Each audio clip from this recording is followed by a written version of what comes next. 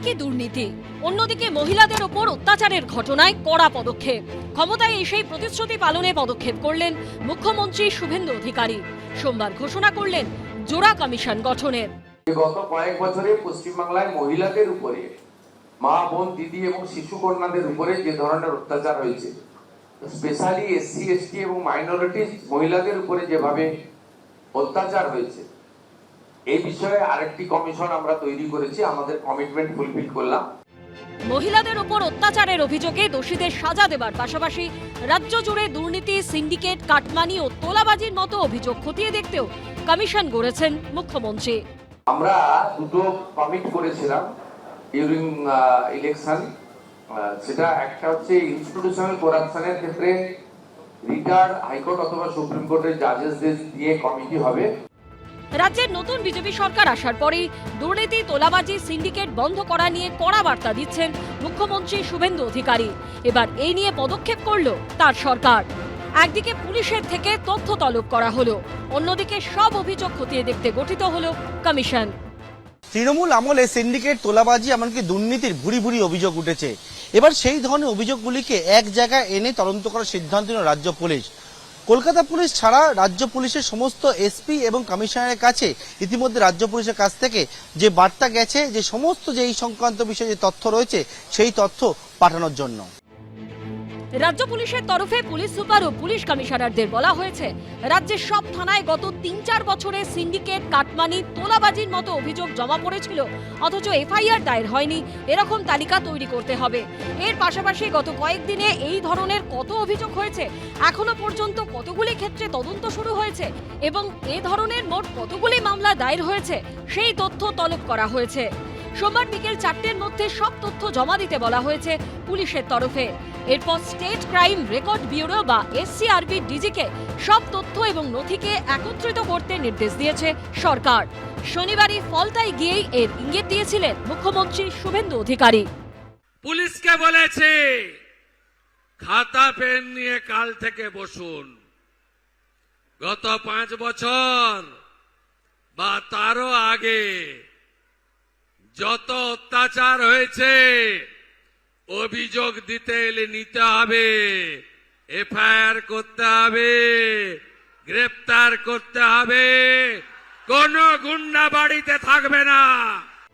এরপর সোমবার এ নিয়ে কমিশন গঠনের ঘোষণা করেন মুখ্যমন্ত্রী। কমিশনের নেতৃত্বে রয়েছেন কলকাতা হাইকোর্টের অবসরপ্রাপ্ত বিচারপতি বিশ্বজিৎ বসু। কেন্দ্রীয় এবং রাজ্য সরকারের অর্থে যে সমস্ত কনস্ট্রাকশন হয়েছে, ওর কেন্দ্রীয় রাজ্য সরকারের নানা রকম পরিষেবা দেওয়ার ক্ষেত্রে যে সমস্ত দুর্নীতি হয়েছে, কাটমানি না হয়েছে, এক্সচেঞ্জ অফ ব্রাইব হয়েছে এবং miss appropriation of the government fund হয়েছে, সাধারণ মানুষ চিটেড হয়েছে, তার সঙ্গে সরকারি আধিকারিক, পঞ্চায়েত কাউন্সিলর, ব্রোকার্স অনেকে যুক্ত ছিলেন। এই বিষয়ে আমাদের একটি ইনস্টিটিউশনাল করাপশনের কমিশন তৈরি করার কথা ছিল। আমাদের রিটায়ার্ড জাস্টিস মাননীয় বিশ্বজিৎ বসুর নেতৃত্বে আমরা এই কমিটি আজকে তৈরি করলাম। 1 জুন থেকে এই কমিটি ফাংশন শুরু করবে। দুর্নীতি বা খারাপ কাজ আমরা কেউ চাই না, যারাই বন্ধ করবেন খুব ভালো কথা। সিপিএম এর সময়ও বহু, তখন তো এসব কম্পিউটার এইসব ছিল না, ফোনে ফোনে ক্যামেরা থাকতো না। তো যদি কেউ বন্ধ করতে পারেন ভালো, আমাদের একটাই কথা, তো বিজেপি সরকারটা তো ভারতবর্ষে প্রথম হলো না, তাহলে বিজেপির অন্য রাজ্যগুলোতে একই অভিযোগ থাকে কেন? মুখ্যমন্ত্রীর আশা, এই কমিশন কাজ শুরু করার 30 দিনের মধ্যেই তাদের সুপারিশ দিতে শুরু করবে। আমি আশা করব এই কমিটি তার ফাংশনিং শুরু করার 30 দিনের মধ্যেই রেকমেন্ডেশন গুলো দিতে শুরু করবে এবং আমরা সেই ভিত্তিতে পুলিশের পক্ষ থেকে এফআইআর লঞ্চ হবে এবং বিএনএস এর অন্তর্গত যে সেকশন আছে সেটা দিয়ে আমরা অ্যাকশনও নেব এবং গভর্নমেন্টের ফান্ড এক্সচেকার থেকে যা দুর্নীতি হয়েছে রিকভারিও করার চেষ্টা করব উইদিন আওয়ার প্রেজেন্ট অ্যাক্ট, মানে বিএনএস এর অন্তর্গত। প্রাতিষ্ঠানিক দুর্নীতির অভিযোগগুলি খতিয়ে দেখতে গঠিত কমিশনের নেতৃত্ব দেবেন অবসরপ্রাপ্ত বিচারপতি বিশ্বজিৎ বসু। এই কমিশনের সদস্য সচিব করা হয়েছে আইপিএস অফিসার কে জয়রামনকে। তিনি বর্তমানে এডিজি উত্তরবঙ্গ পদে রয়েছেন। নারী এবং শিশু কন্যাদের উপর অত্যাচারের অভিযোগগুলি খতিয়ে দেখার জন্য গঠিত কমিশনের নেতৃত্ব দেবেন অবসরপ্রাপ্ত বিচারপতি সমাপ্তি চট্টোপাধ্যায়। এই কমিশনে তার সঙ্গে সদস্য সচিব হিসেবে থাকবেন আইপিএস অফিসার দময়ন্তী সেন। তিনি বর্তমানে এডিজি আর্মড ফোর্স পদে রয়েছেন। মুখ্যমন্ত্রীর এই সিদ্ধান্ত অত্যন্ত গুরুত্বপূর্ণ। তোলাবাজিতে জিরো টলারেন্স, কাট করতে হবে কাটমানি। প্রথম বিজেপি সরকারের মুখ্যমন্ত্রীর চেয়ারে বসেই এই বার্তা বারবার দিয়ে আসছেন শুভেন্দু অধিকারী। কেউ যদি টাকা চাইতে আসে আপনারা সোজা থানায় যাবেন, থানা আপনাদের প্রোটেকশন দেবে। একদিকে যেমন মুখ্যমন্ত্রী কড়া বার্তা দিচ্ছেন, অন্যদিকে কড়া অ্যাকশন নিচ্ছে পুলিশও। তোলাবাজি দুর্নীতির অভিযোগে দিকে দিকে গ্রেফতার হচ্ছেন তৃণমূলের নেতাকর্মীরা।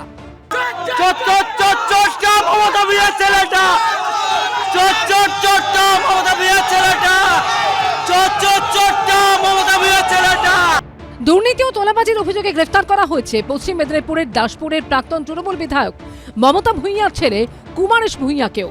ধৃত নিজেও দাসপুর 1 নম্বর পঞ্চায়েত সমিতির কর্মাধ্যক্ষ। তার বিরুদ্ধে দুর্নীতি, তোলাবাজি, রাজবাড়ির সম্পত্তি বেআইনিভাবে বিক্রি করা, স্থানীয় কলেজের ঘর দখল করে রাখার মতো একাধিক অভিযোগে রবিবার দাসপুর থানায় মামলা দায়ের করে বিজেপির এসসি মোর্চা। এর কয়েক ঘন্টার মধ্যেই পুলিশ তৃণমূলের প্রাক্তন বিধায়কের ছেলেকে আটক করে। সেই সময় তাকে ঘিরে ওঠে চোর স্লোগান।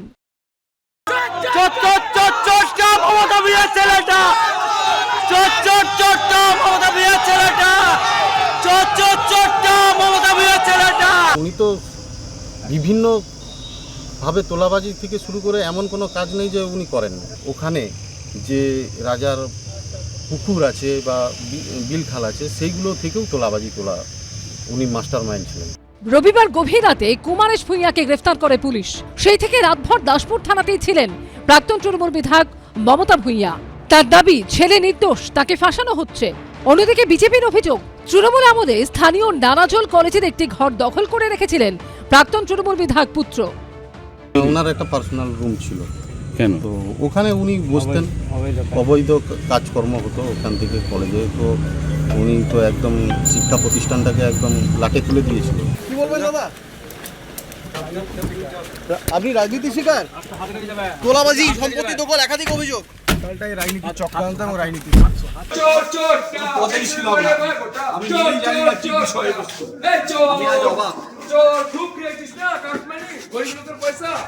দুর্গাপুরের লাউদোহা ফরিদপুরের তৃণমূলের ব্লক সভাপতি শতদীপ ঘটক 2021-এ ভোট পরবর্তী হিংসায় জড়িত থাকার অভিযোগে গ্রেফতার করা হয়েছে এই তৃণমূল নেতাকে। 2021 সালের আমার ভূমিকা আছে। তো 2021 সালে তো আমার বাবা প্রবৃত্তি বিয়োগ ছিল, সেখান থেকে আমার শোকা হতো, আমি নিজেই জানি না। নতুন সিএমের অর্ডার। ধৃত তৃণমূল নেতার বিরুদ্ধে রয়েছে তোলাবাজির অভিযোগও। এই দিন থানায় ঢোকানোর সময় তৃণমূল নেতাকে ঘিরে ওঠে চোর স্লোগান।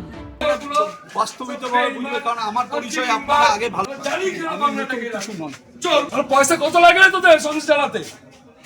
হ্যাঁ, কত লাগে? চোরে ভরে গেছে পুরো দেশটা, দেখ কেমন লাগে। আমাদের ব্লক প্রেসিডেন্টকে অ্যারেস্ট করা হয়েছে 21 সালের কেস দিয়ে। সে সময় রাজনীতি করতো না, পড়াশোনা করতো। আর যে দিনে ডেট দিচ্ছে 21 সালের 6 মে, ওর বাবা কোভিডে মারা গিয়েছিলেন। অন্যদিকে প্রাক্তন মন্ত্রী মলয় ঘটক ঘনিষ্ঠ বলে পরিচিত আসানসোলের তৃণমূলের শ্রমিক সংগঠনের নেতা রাজু আলুওয়ালিয়াকেও রবিবার গ্রেফতার করে আসানসোল দক্ষিণ থানা। 2021 সালের ভোট পরবর্তী হিংসায় যুক্ত থাকা, তোলাবাজি ও হুমকি দেওয়ার অভিযোগ রয়েছে তার বিরুদ্ধে। অন্যদিকে কোচবিহার 1 নম্বর ব্লকে ঘুঘুমারি গ্রাম পঞ্চায়েতে আবাস যোজনার নামে নেওয়া কাটমানি ফেরত দেওয়ার দাবিতে সোমবার বিক্ষোভ দেখান গ্রামবাসীরা। তৃণমূলের স্থানীয় বুথ সভাপতি প্রতাপ চন্দ্র চন্দ এবং তৃণমূলের পঞ্চায়েত সদস্য সেলিমা খাতুনকে উদ্ধার করে নিয়ে যায় পুলিশ। অতীতেও এই কাটমানি ইস্যুতে তোলপাড় হয়েছিল রাজ্য রাজনীতি। 2019 সালে লোকসভা ভোটে এ রাজ্যে অত্যন্ত খারাপ ফল হয়েছিল তৃণমূলের। এই সময় এই তৃণমূলের বহু নেতার বিরুদ্ধে সামনে এসেছিল কাটমানি নেওয়ার অভিযোগ। সাধারণ মানুষের অভিযোগ ছিল তৃণমূল নেতাদের কাটমানি না দিলে সরকারি প্রকল্পের সুবিধা মেলে না। এই ক্ষোভ টের পেয়ে তার সামাল দেওয়ার চেষ্টায় কাটমানি ফেরাতে নির্দেশ দেন মমতা বন্দ্যোপাধ্যায়। বাংলার বাড়ি, তাতে 25,000 টাকা নিয়ে নেবে গরিব লোকের কাছ থেকে। এটা যেন না হয়। যদি কেউ আমাদের মধ্যে থেকে থাকে, এখন তো সেগুলো গেছে, সুতরাং যদি কেউ নিয়েও থাকেন ফেরত দিয়ে দেবো। কিন্তু এতে ফল হয় উল্টো। তৃণমূল নেতারা যে কাটমানি নেয় তাতে কার্যত শিলমোহর দিয়ে দেয় তৎকালীন মুখ্যমন্ত্রীর এই মন্তব্য। ক্ষোভের আগুনে যেন ঘি পড়ে। সাধারণ মানুষের ক্ষোভ গিয়ে আছড়ে পড়ে তৃণমূল নেতাদের ওপর। জেলা জেলা তৃণমূল নেতাদের বাড়ি ঘিরে শুরু হয় বিক্ষোভ। কোথাও তৃণমূলের নেতাদের আটকে রাখা হয়, কোথাও তৃণমূল নেতার বাড়িতে ভাঙচুর চালানো হয়, কোথাও তৃণমূল নেতাকে মারধর করা হয়, কোথাও তৃণমূল নেতার বিরুদ্ধে পড়ে পোস্টার।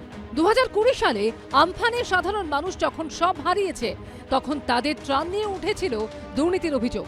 ভুয়ো তথ্য দেখিয়ে সরকারি ত্রাণের টাকা আত্মসাৎ, স্বজন পোষণের মতো অভিযোগ উঠেছিল তৃণমূলের বিরুদ্ধে। এবার ভোটের প্রচার থেকে খোদ প্রধানমন্ত্রী হুঁশিয়ারি দিয়েছিলেন, লুটেরাদের হিসেব হবে। सबका साथ सबका विकास और जिन्होंने बंगाल को लूटा है सबका हिसाब होगा। এবার ক্ষমতায় এসে কাটমানি দুর্নীতির ফাইল খুলল বিজেপি, তৈরি হলো কমিশন। প্রাতিষ্ঠানিক দুর্নীতির তদন্তে যে কমিশন রাজ্য সরকার তৈরি করলো, তার মাথায় বসানো হয়েছে কলকাতা হাইকোর্টের অবসরপ্রাপ্ত বিচারপতি বিশ্বজিৎ বসুকে। শিক্ষা দুর্নীতি মামলায় যার একের পর এক পর্যবেক্ষণ আলোড়িত করেছে বঙ্গ সমাজকে, কখনো এসএসসি, কখনো সিবিআই কে ভৎসনা করেছেন। নবম দশমের একটা মামলায় এসএসসি কে উদ্দেশ্য করে তৎকালীন বিচারপতি বিশ্বজিৎ বসু বলেছিলেন, আপনি এখন বাল্মীকি, নিজেকে শুদ্ধ করার জন্য যেভাবে কাজ করার দরকার সেটা করুন। 2023-এর ফেব্রুয়ারি মাসে সিবিআই এর তদন্ত নিয়ে উষ্মা প্রকাশ করে বলেছিলেন, যেভাবে স্কুলের নিয়োগ দুর্নীতির তদন্ত চালাচ্ছে সিবিআই, তা চলতে পারে না, যা করার তাড়াতাড়ি করুন। এর পাশাপাশি সিবিআই এর উদাসীনতা নিয়ে প্রশ্ন তুলে তিনি আরও বলেছিলেন, যারা টাকা দিয়েছেন এবং যারা টাকা নিয়েছেন তাদের বিরুদ্ধে কি ব্যবস্থা নেওয়া হয়েছে, তাদের হেফাজতে নিয়ে জিজ্ঞাসাবাদ করা হচ্ছে না কেন? এতদিনে তো অনেক টাকা পাচার হয়ে গেছে, এখনো সিবিআই উদাসীন কেন? এবার সেই অবসরপ্রাপ্ত বিচারপতিকেই প্রাতিষ্ঠানিক দুর্নীতির তদন্তের মাথায় বসালেন শুভেন্দু অধিকারী। একজন সাধারণ মানুষের মনে কোট আনকোট বিচারপতি বিশ্বজিৎ বসু এই শব্দবন্ধটা যখন ভেসে ওঠে, সবার আগে যেটা ভেসে ওঠে সেটা হচ্ছে শিক্ষা দুর্নীতি। মানে ওই শম্ভু মিত্রের নাটকের ভাষায়, যে দুর্নীতির তল নাই কত বাঁও জল দেখো। তো আপনি বিচারপতি হিসেবে, স্বয়ং বিচারপতি হিসেবে এই শিক্ষা দুর্নীতির মামলার কোনো তল খুঁজে পেয়েছিলেন? দেখুন, বিচারপতি তো তার অর্ডারটা এক্সিকিউট করবে না। বিচারপতি দেখবেন যে এই ভুলটা কোথায় কোথায় গণ্ডগোলগুলো আছে। আমি এবং এই বিষয়গুলো নিয়ে যারা ডিল করেছিলেন এই শিক্ষা দুর্নীতি, তারা প্রত্যেকেই কিন্তু তল যদি বোঝায় যে কোথায় গণ্ডগোলটা, সেটা ডিটেক্ট করতে পেরেছিলেন। কিন্তু এই তলে পৌঁছানোর কাজটা ঠিক মানে যেটাকে আন্ডু করা, এটার কাজ যাদের উপরে ছিল তারা ব্যর্থ, বা আমি বলবো ইন্টেনশনালি ব্যর্থ। আমি ঠিক এইখানেই আসতে চাইছিলাম যে দেখুন, প্রথমে বাক কমিটির রিপোর্ট একেবারে দেখিয়ে দিল যে দুর্নীতি হয়েছে, স্পষ্ট দুর্নীতি হয়েছে। সেই স্কেলটার একটা আভাসও দিয়ে দিল যে বিপুল পরিমাণ দুর্নীতি হয়েছে। কিন্তু সমাধান কি? সেই পুরনো কথায়, আপনাদের কোর্টের কথাই যেতে হবে যে চাল আর কাঁকড় আলাদা করা। সেই চাল আর কাঁকড় আলাদা করা গেল না, নাকি আসলে যে আশঙ্কাটা সবার মনে উঁকি মারছিল যে কাঁকড়ের স্বার্থ রক্ষা করতে চাল আর কাঁকড়কে ইচ্ছে করে আলাদা করা হলো না? আমি যখন শিক্ষা সংক্রান্ত মামলাগুলো আমার উপরে দায়িত্ব পড়লো, সেটা ডিল করতে গিয়ে আমার পুরনো সব ধ্যান ধারণা বদলে গেল। কীরকম? দুর্নীতি যে এরকম করে হতে পারে আমার এই ধারণা ছিল না। আমি প্রাথমিকভাবে ভেবেছিলাম, হয়তো অনেক দিন আগে ভেবেছিলাম, এই পুরো সিলেকশন প্রসেসটাই সেটাসাইড করতে হবে, এছাড়া উপায় নেই। সেই সময় আমাদেরও তো কমিউনিকেশন হয়, আমার বন্ধু স্থানীয় জজ সাহেব, বন্ধু বান্ধব, তাদের সাথে কথা বলে বুঝেছিলাম একটা ভিন্ন মত আছে যে সবাই দুর্নীতিপরায়ণ নয়। যারা চাকরি পেয়েছে সবাই যে সবাই মিলে দুর্নীতি করে চাকরি পেয়েছে তা নয়। হয়তো বা এই মিশিয়ে দেওয়াটা একটা কোনো উদ্দেশ্য প্রণোদিত মিশিয়ে দেওয়া, যাতে বাছা না যায়। কিন্তু আমি মামলা ডিল করতে গিয়ে বুঝতে পেরেছিলাম যে না, করা যায়। স্বাভাবিক, এরকম এসএসসি সার্ভারের সাথে যেটা সিবিআই রিট্রাইভ করলো সেটা মিলছে না। তো সেটা কি খুব কঠিন ব্যাপার ছিল? আমার তো মনে হয় ছিল না। আচ্ছা, এই প্রসঙ্গে একটা কথা বলি। আমি কোনো একটা মামলায় দেখেছিলাম যে সে মামলাটার অদ্ভুত ইয়ে ছিল, মানে ডেভেলপমেন্টের অদ্ভুত ছিল। একজন অ্যাডভোকেট, তার নাম করছে না, সে বেশ প্রথিতযশা অ্যাডভোকেট, সে একটি ঘটনা নিয়ে বললো যে একজন লোক একটি পার্টিকুলার স্কুলে চাকরি করছে, সে কোনোদিন কোনো সিলেকশন প্রসেসে পার্টিসিপেটই করেনি। আচ্ছা, কিন্তু সে চাকরি করছে। কিভাবে চাকরি করছে একটু খোঁজ জানা গেল সেই ভদ্রলোক অন্য একজন টিচার যে একটি সিলেকশন প্রসেসের মাধ্যমে চাকরি পেয়েছে তার রেকমেন্ডেশন মেমোটি নকল করা এবং আর একজনের অ্যাপয়েন্টমেন্ট মেমো নকল করে সেই স্কুলে চাকরি করছে। মাই গড। আমি একটা সিআইডির আন্ডারে একটা সিট তৈরি করি, তারা তাকে একদম ডিটেক্ট করলো এবং সেই স্কুলে আরও 2-3 জন টিচার ওই রকমভাবে পাওয়া গেল যারা 5-7 বছর পরে চাকরি করে যাচ্ছে। আমি খুব আশ্চর্য হয়েছিলাম যে এটা কি করে। এটা যেটা বলছেন এটা কি মুর্শিদাবাদের গোথা এআর হাই স্কুল? সেখানে তো বোধহয় এই ঘটনাও ছিল যে বাবা স্কুলে ছেলে জালিয়াতি করে চাকরি পায়। না, এই জালিয়াতির যে ধরন, আমার একটা মনে হয়েছিল, দেখুন 1-2 জনের জন্য এত বড় একটা প্ল্যান হ্যাচ করা বোধহয় খুব মানে ভায়াবল নয়, মানে ইকোনমিক্যালিও ভায়াবল নয়।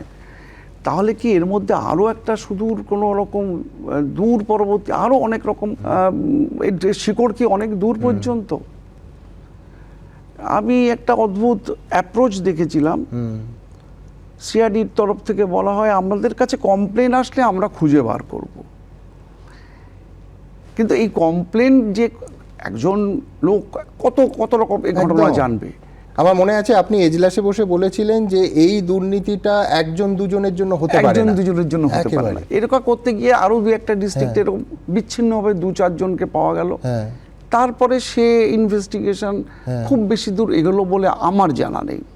এই ধরনের মামলা ডিল করতে গিয়ে আমি একটি ডিরেকশন দিয়েছিলাম যে কমিশনার অফ স্কুল এডুকেশন, বোর্ডের প্রেসিডেন্ট এবং স্কুল সার্ভিস কমিশনের প্রেসিডেন্ট 3 জনের মিলে একটি কমিটি তৈরি করে দিই। আমি বলেছিলাম যে পশ্চিমবঙ্গে 1-1.5 লাখ যে টিচার আছে, তোমরা একটা কমপ্লিট ওয়েবসাইট তৈরি করো, যে ওয়েবসাইটে টিচারদের whole particulars, right from their appointment, date of appointment, the selection process through which they got the appointment, date of retirement, এতে করে কি হবে, মানে পাবলিক ডোমেইনে একদম এমপ্লয়ি ডেটাবেস রয়ে গেল এবং যে কোনো স্বচ্ছতা একদম গ্যারান্টেড হলো, পরিষ্কার। এবং এ থেকে অনেকগুলো জিনিস বেরিয়ে আসবে, কোন স্কুলে কোন সময় টিচার স্ট্রেংথ কিরকম, কিভাবে টিচার রিটায়ার করার পরে ভ্যাকেন্সি কিরকম তৈরি করা হচ্ছে, রেশিও এই মুহূর্তে কত, সব কিছু পাওয়া যাবে। এবং এ করে ভ্যাকেন্সির যে নিয়ে বিভিন্ন মামলা পেয়েছি, ভ্যাকেন্সি কোন সময় বিচার হবে এই নিয়ে ব্যাপক মামলা, সিলেকশন প্রসেসের আগে প্রত্যেকের কাছে খুব পরিষ্কার একটা চিত্র থাকবে যে এটা হচ্ছে টোটাল ভ্যাকেন্সি অ্যাভেলেবল নাও, যার জন্যে এটা করা যাবে। এটার পিছনে আমার একটা অবজেক্টিভ ছিল, এই যে বললেন না চাল আর কাকর, আমার মাথায় ছিল যদি এটা করা যেত হয়তো বা এই চাল আর কাকর বাছার ক্ষেত্রে এই ডেটাবেসটাকে খুব সহজেই কাজে লাগানো যেত। আর তার নেতৃত্বে গঠিত এই কমিশনের সদস্য সচিব করা হয়েছে আইপিএস অফিসার কে জয়রামনকে। মেম্বার সেক্রেটারি করা হলো আমাদের সিনিয়র আইপিএস এডিজি র্যাঙ্কের মিস্টার জয়রামন, তিনি হলেন মেম্বার সেক্রেটারি। পুলিশ মহলে সৎ ও অত্যন্ত কড়া আইপিএস অফিসার হিসেবে পরিচিত কে জয়রামন শিলিগুড়ি জলপাইগুড়ি উন্নয়ন পর্ষদের দুর্নীতিকাণ্ডে তদন্তে নেমে 2013 নভেম্বরে শিলিগুড়ি জলপাইগুড়ি উন্নয়ন পর্ষদের প্রাক্তন সিইও আইএস অফিসার গোদালা কিরণ কুমারকে গ্রেপ্তার করেছিলেন শিলিগুড়ির তৎকালীন পুলিশ কমিশনার কালিয়াপ্পন জয়রামন। একজন আইএস অফিসারকে গ্রেপ্তারের ঘটনায় তোলপাড় পড়ে গেছিল রাজ্যে, ক্ষুব্ধ হয়েছিল নবান্ন। সূত্রের খবর, নবান্নের অনুমতি না নিয়েই আইএস কিরণ কুমারকে গ্রেপ্তার করায় আইপিএস অফিসার জয়রামনকে সঙ্গে সঙ্গে পদ থেকে সরিয়ে কম্পালসারি ওয়েটিং এ পাঠিয়ে দিয়েছিল মমতা বন্দ্যোপাধ্যায়ের সরকার। শুধু জয়রামনকে সরানোই নয়, সেই সময় ধৃত কিরণ কুমারের জামিনেরও বিরোধিতা করেননি সরকারি আইনজীবী।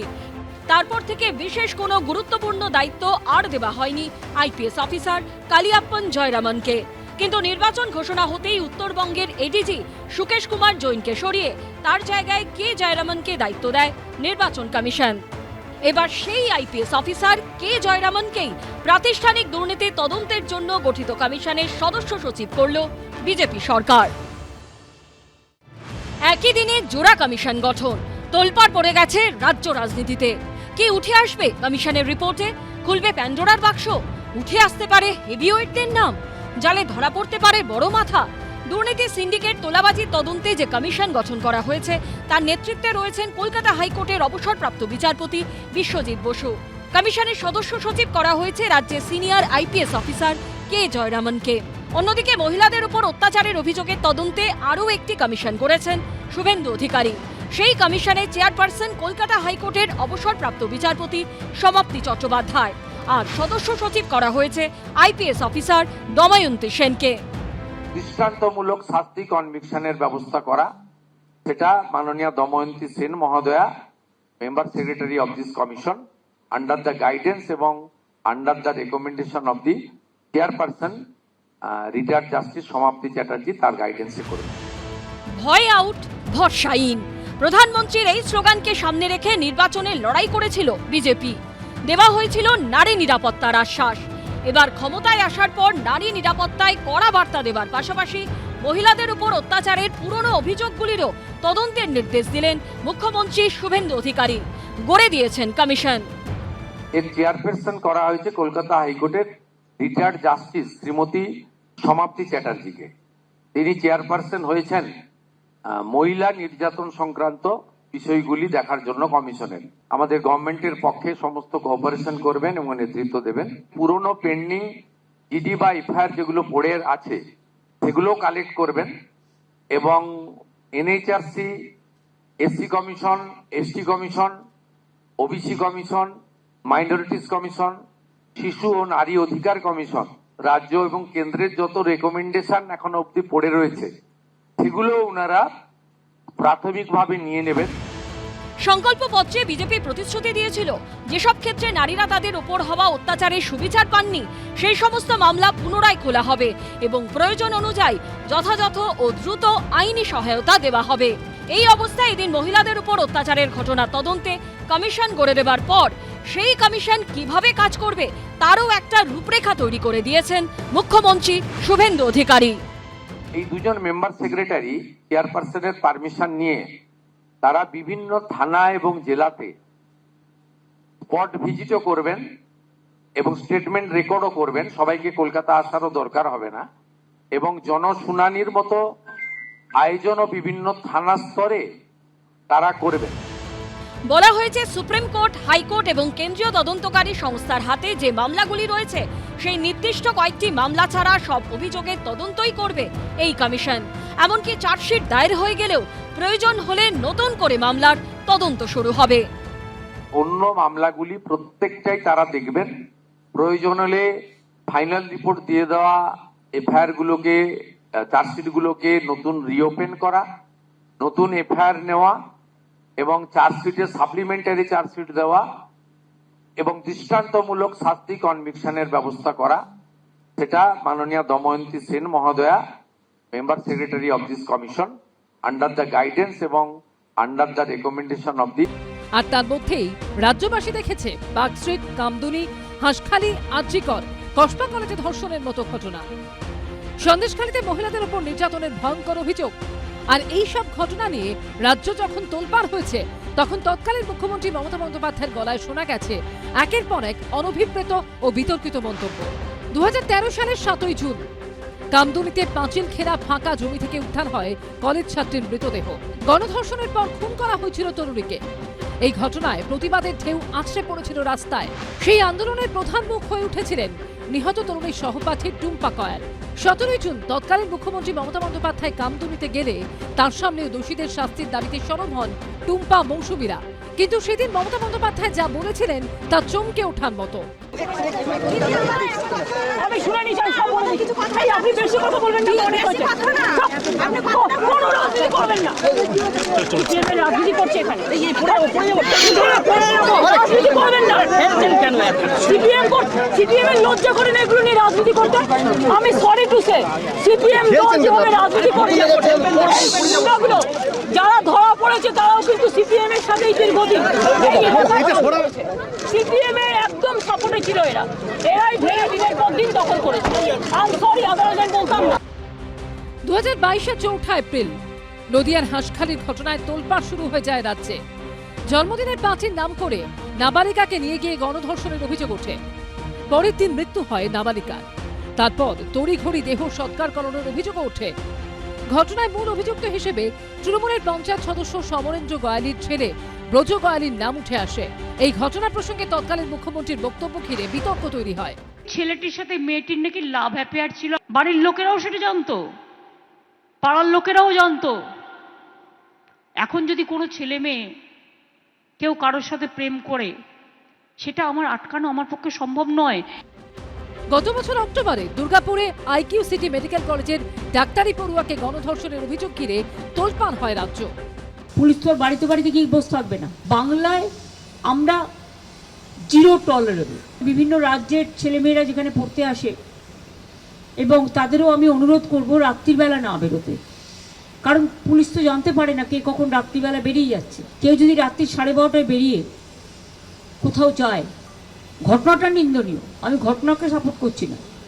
যে যেখানেই যেতে পারে তার অধিকার, কিন্তু সবার একটা, যারা হস্টেলে থাকে তাদের একটা সিস্টেম আছে। 2024 সালের 9ই আগস্ট সকাল ছিল রাতের চেয়েও অন্ধকার। আজিকর মেডিকেল থেকে আসে চিকিৎসকের মৃত্যুর খবর। সময় গড়াতেই জানা যায় আসলে ধর্ষণ ও খুন। এত বড় ঘটনা ঘটে যাওয়ার পর মহিলাদের নাইট ডিউটি প্রসঙ্গে তৎকালীন মুখ্যমন্ত্রী মমতা বন্দ্যোপাধ্যায়ের মন্তব্য ঘিরে তৈরি হয় বিতর্ক। মহিলারা যত কম সম্ভব 12 ঘন্টা ডিউটি করবে। যদি এমার্জেন্সি থাকে তার ডিউটি ডাক্তার বাড়াবে। আমরা এই কারণে করেছি মেয়েদের সুরক্ষার জন্য। যারা রাতে কাজ করতে চায় তারা এলাও। 2012 সালে কাটোয়া গণধর্ষণ কাণ্ডের অভিযোগ ওঠার পরও ভয়ঙ্কর মন্তব্য করেছিলেন মমতা বন্দ্যোপাধ্যায়। সে বলছে আমার হাজবেন্ড লোকাল সিপিএম পার্টির সমর্থক। কিন্তু তৎকালীন পুলিশ মন্ত্রীর তত্ত্ব খারিজ হয়ে যায় তারই পুলিশের পদক্ষেপে। ধর্ষণের মামলা রুজু করেই তদন্ত শুরু করে পুলিশ। জানা যায় অভিযোগকারিনীর স্বামী, যিনি সিপিএম করেন বলে মমতা বন্দ্যোপাধ্যায় দাবি করেছিলেন, 11 বছর আগেই তার মৃত্যু হয়েছে। মহিলাদের উপর অত্যাচারের তদন্তে যে কমিশন তৈরি করল রাজ্য সরকার, তার চেয়ারপারসন করা হয়েছে কলকাতা হাইকোর্টের অবসরপ্রাপ্ত বিচারপতি সমাপ্তি চট্টোপাধ্যায়কে। তৃণমূল সরকারের আমলে 2019-এর 22শে জুলাই বিচারপতি সমাপ্তি চট্টোপাধ্যায়ের এজলাস বয়কট করেছিলেন হাইকোর্টের সরকারি প্যানেলের আইনজীবীরা। একটি মামলার শুনানি চলাকালীন তা নিয়ে মুখ খুলে বিচারপতি সমাপ্তি চট্টোপাধ্যায় বলেছিলেন, সরকারি আইনজীবীরা কি সিদ্ধান্ত নিলেন তাতে তার কিছু যায় আসে না। তিনি যে আসনে বসে আছেন তার প্রতি ন্যায় বিচার করাই প্রধান কাজ। এবার সেই অবসরপ্রাপ্ত বিচারপতি সমাপ্তি চট্টোপাধ্যায়কে মহিলাদের উপর অত্যাচারের তদন্তের মাথায় বসালেন শুভেন্দু অধিকারী। মহিলাদের উপর অত্যাচারের তদন্তে গঠিত কমিশনের সদস্য সচিব করা হয়েছে দময়ন্তী সেনকে। গত কয়েক বছরে পশ্চিমবাংলায় মহিলাদের উপরে, মা, বোন, দিদি এবং শিশু কন্যাদের উপরে যে ধরনের অত্যাচার হয়েছে, স্পেশালি এসসি, এসটি এবং মাইনরিটিজ মহিলাদের উপরে যেভাবে অত্যাচার হয়েছে, এই বিষয়ে আরেকটি কমিশন আমরা তৈরি করেছি। আমাদের কমিটমেন্ট ফুলফিল করলাম। এর চেয়ারপারসন করা হয়েছে কলকাতা হাইকোর্টের রিটায়ার্ড জাস্টিস শ্রীমতী সমাপ্তি চ্যাটার্জিকে। সেখানে মেম্বার সেক্রেটারি আমাদের এডিজি র্যাঙ্কের আইপিএস অফিসার আমাদের শ্রীমতী দময়ন্তী সেন, তাকে মেম্বার সেক্রেটারি করা হয়েছে। তৃণমূল সরকার ক্ষমতায় আসার পরই পার্কস্ট্রিট ধর্ষণ কাণ্ডে উত্তাল হয় গোটা রাজ্য। পার্কস্ট্রিট ধর্ষণ কাণ্ডকে তৎকালীন মুখ্যমন্ত্রী মমতা বন্দ্যোপাধ্যায় বলেছিলেন সাজানো ঘটনা, কিন্তু তৎকালীন যুগ্ম পুলিশ কমিশনার দময়ন্তী সেন প্রমাণ করে দিয়েছিলেন যে ধর্ষণ হয়েছিল। পার্কস্ট্রিট ধর্ষণ কাণ্ডের পর মমতা বন্দ্যোপাধ্যায় মহাকরণে বলেছিলেন পুরো ঘটনাটাই সাজানো, সরকারকে কালিমালিপ্ত করার চেষ্টা, তদন্তে সব বেরিয়ে আসবে। পরে লালবাজারের পুলিশ কমিশনারও বলেন এই ঘটনা নিয়ে পুলিশ রাজ্য সরকারকে সমালোচনা করা অনুচিত। Inconsistencies which have come out in the investigation, and police will do its best to ensure foolproof investigation in the case, and I would request you all, with all the humility I possess, to apprise the public that they should not be misled by misinformation. It is incorrect to say by certain attempt by certain quarters to spread misinformation and criticize the police and the government.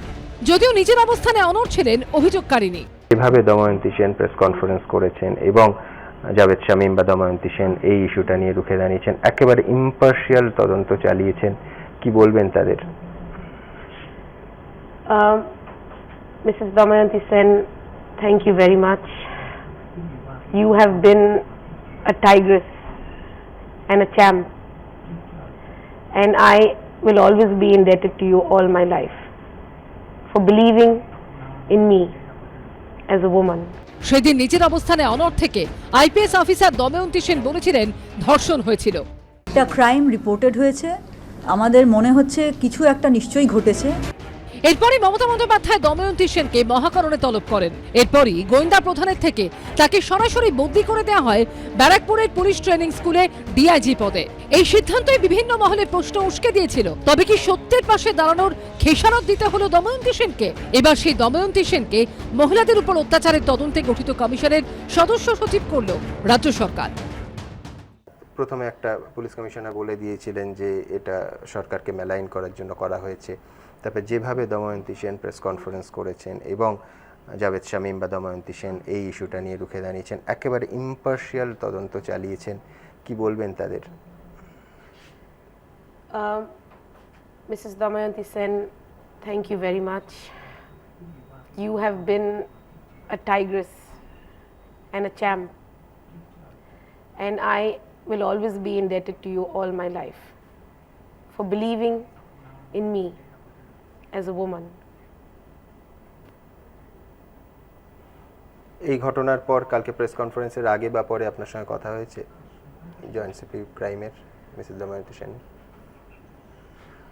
Yes, she assured me not to worry. Justice always seeks the truth. In my case, that's exactly what's going to happen. And finally, এটাই হয়েছে, ট্রুথটা তো বেরিয়ে গেছে, and I'm very, very relieved today with the entire team of Lalbazar. সোমবার ছিল BJP সরকারের দ্বিতীয় মন্ত্রিসভার বৈঠক, আর এই বৈঠকে অন্নপূর্ণা যোজনায় অনুমোদন, 1 জুন থেকে সরকারি বাসে মহিলাদের বিনামূল্যে যাত্রা, রাজ্য সরকারি কর্মচারীদের জন্য 7ম বেতন কমিশন গঠনে অনুমোদন, ধর্মীয় শ্রেণীবিন্যাসের ভিত্তিতে সহায়তামূলক প্রকল্প বন্ধ ও ওবিসি তালিকার সমীক্ষা, এই গুরুত্বপূর্ণ বিষয়গুলি নিয়ে বড় সিদ্ধান্ত নেওয়া হলো। নারী ও শিশু উন্নয়ন এবং সমাজ কল্যাণ বিভাগের অধীনস্থ অন্নপূর্ণা যোজনা প্রকল্পের নীতিগত অনুমোদন।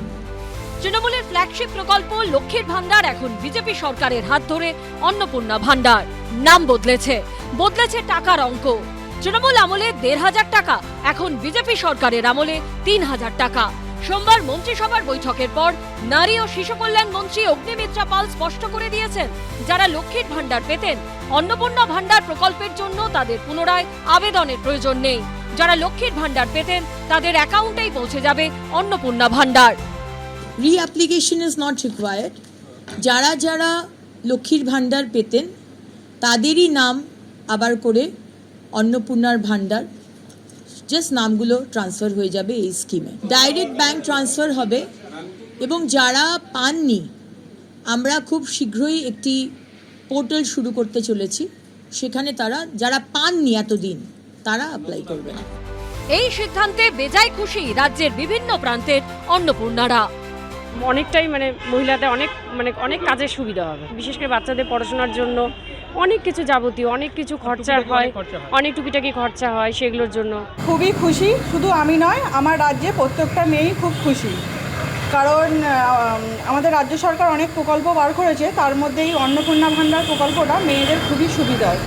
যারা নতুন আবেদন করতে চান তারা পোর্টালে সরাসরি আবেদন করতে পারবেন। যারা সিএ এর জন্য আবেদন করেছেন, ভোটার তালিকা থেকে নাম কাটা গেছে কিন্তু ট্রাইব্যুনালে আবেদন জানিয়েছেন, তারাও অন্নপূর্ণা ভান্ডার পাবেন বলে জানিয়েছেন অগ্নিমিত্রা পাল। 91 লক্ষ নাম যেগুলো বাদ গেছে সেগুলো নিয়ে একটা সার্ভে হবে, অ্যানালিসিস হবে, এবং তার মধ্যে থেকেও যারা ট্রাইব্যুনালে আপিল করেছেন তারা পাবেন অন্নপূর্ণার ভাণ্ডার, যারা সিএ অ্যাপ্লাই করেছেন তারা পাবেন অন্নপূর্ণার ভাণ্ডার যতক্ষণ না ডিসিশন হচ্ছে। ইনকাম তো সবারই কম, তো মধ্যবিত্ত পরিবারের জন্য খুবই ভালো, খুবই সুখবর, অবশ্যই পাওয়া দরকার।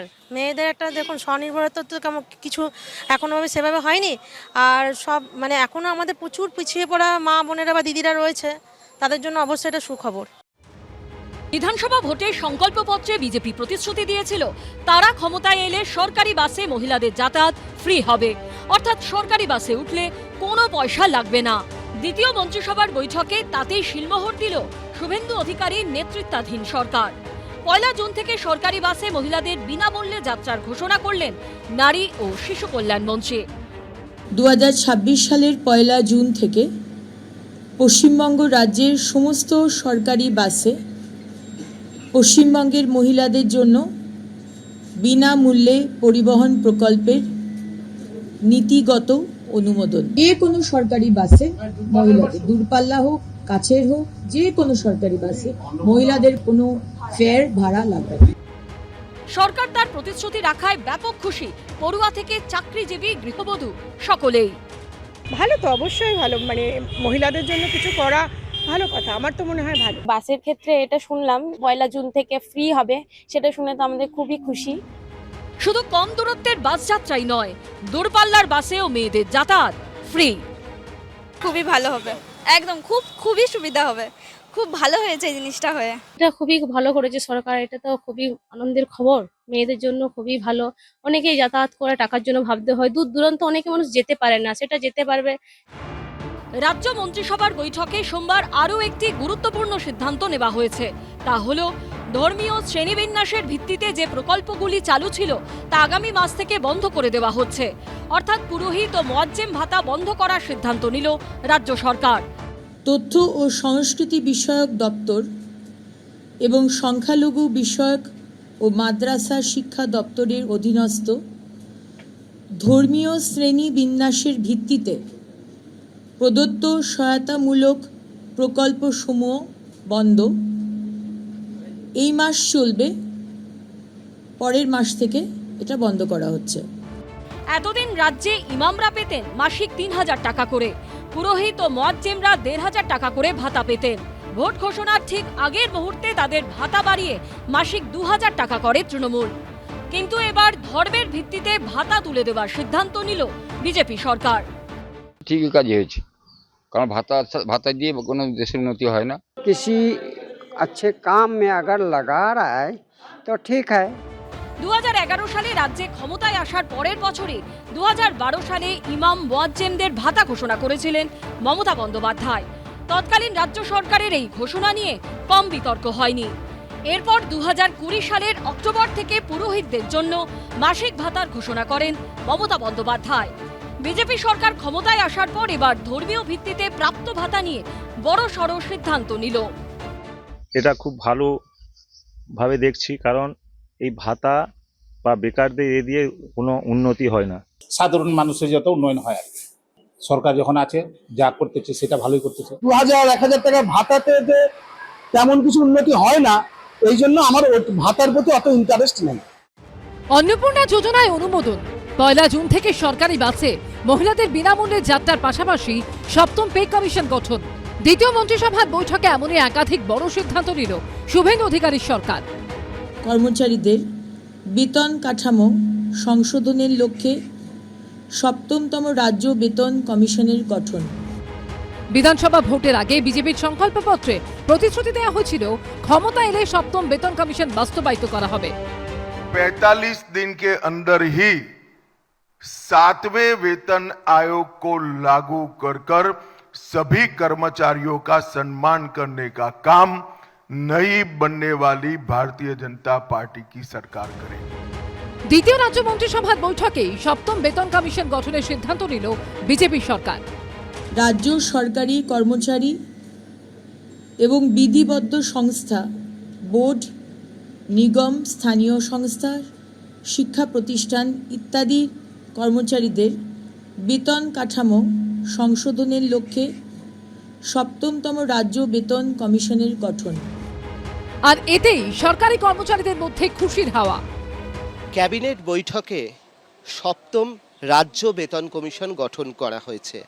আর তাই নিয়ে কি বলছেন সংগ্রামী যৌথ মঞ্চের যারা সদস্যরা রয়েছেন, তাদের সঙ্গে কথা বলবো। কি বলছেন, কি বক্তব্য আপনাদের? আজকে মহামান্য সরকার যেটা ঘোষণা করেছে ৭ম পে কমিশন, আমরা যে লাগু কবে হবে, লাগু হোক, সেন্ট্রালি অর্ডার বেরোক, যাতে করে আমাদের সুনিশ্চিত হয় যে আমরা পাবো ৭ম পে কমিশন। এটা আমাদের দীর্ঘদিনের দাবি ছিল, সেই দাবিটাকে কার্যত মেনে নিয়েছে। আজকে কোনো মন্ত্রিসভা যখন ডিসিশন হয় সেটা কিন্তু অ্যাকচুয়াল আইন হয়ে যায়। মন্ত্রিসভা যেটা অ্যাকচুয়াল আইনসভা তো মন্ত্রিসভা, তা সেটাই করে যাবে, নোটিফিকেশন বেরোবে। আমরা বিশ্বাস করি ৪৫ দিনের মধ্যে সেটা লাগু হবে আর কি। ১৫ বছর ধরে তো রাজ্য সরকারি কর্মচারী, শিক্ষক, পেনশনার সবাই বঞ্চিত।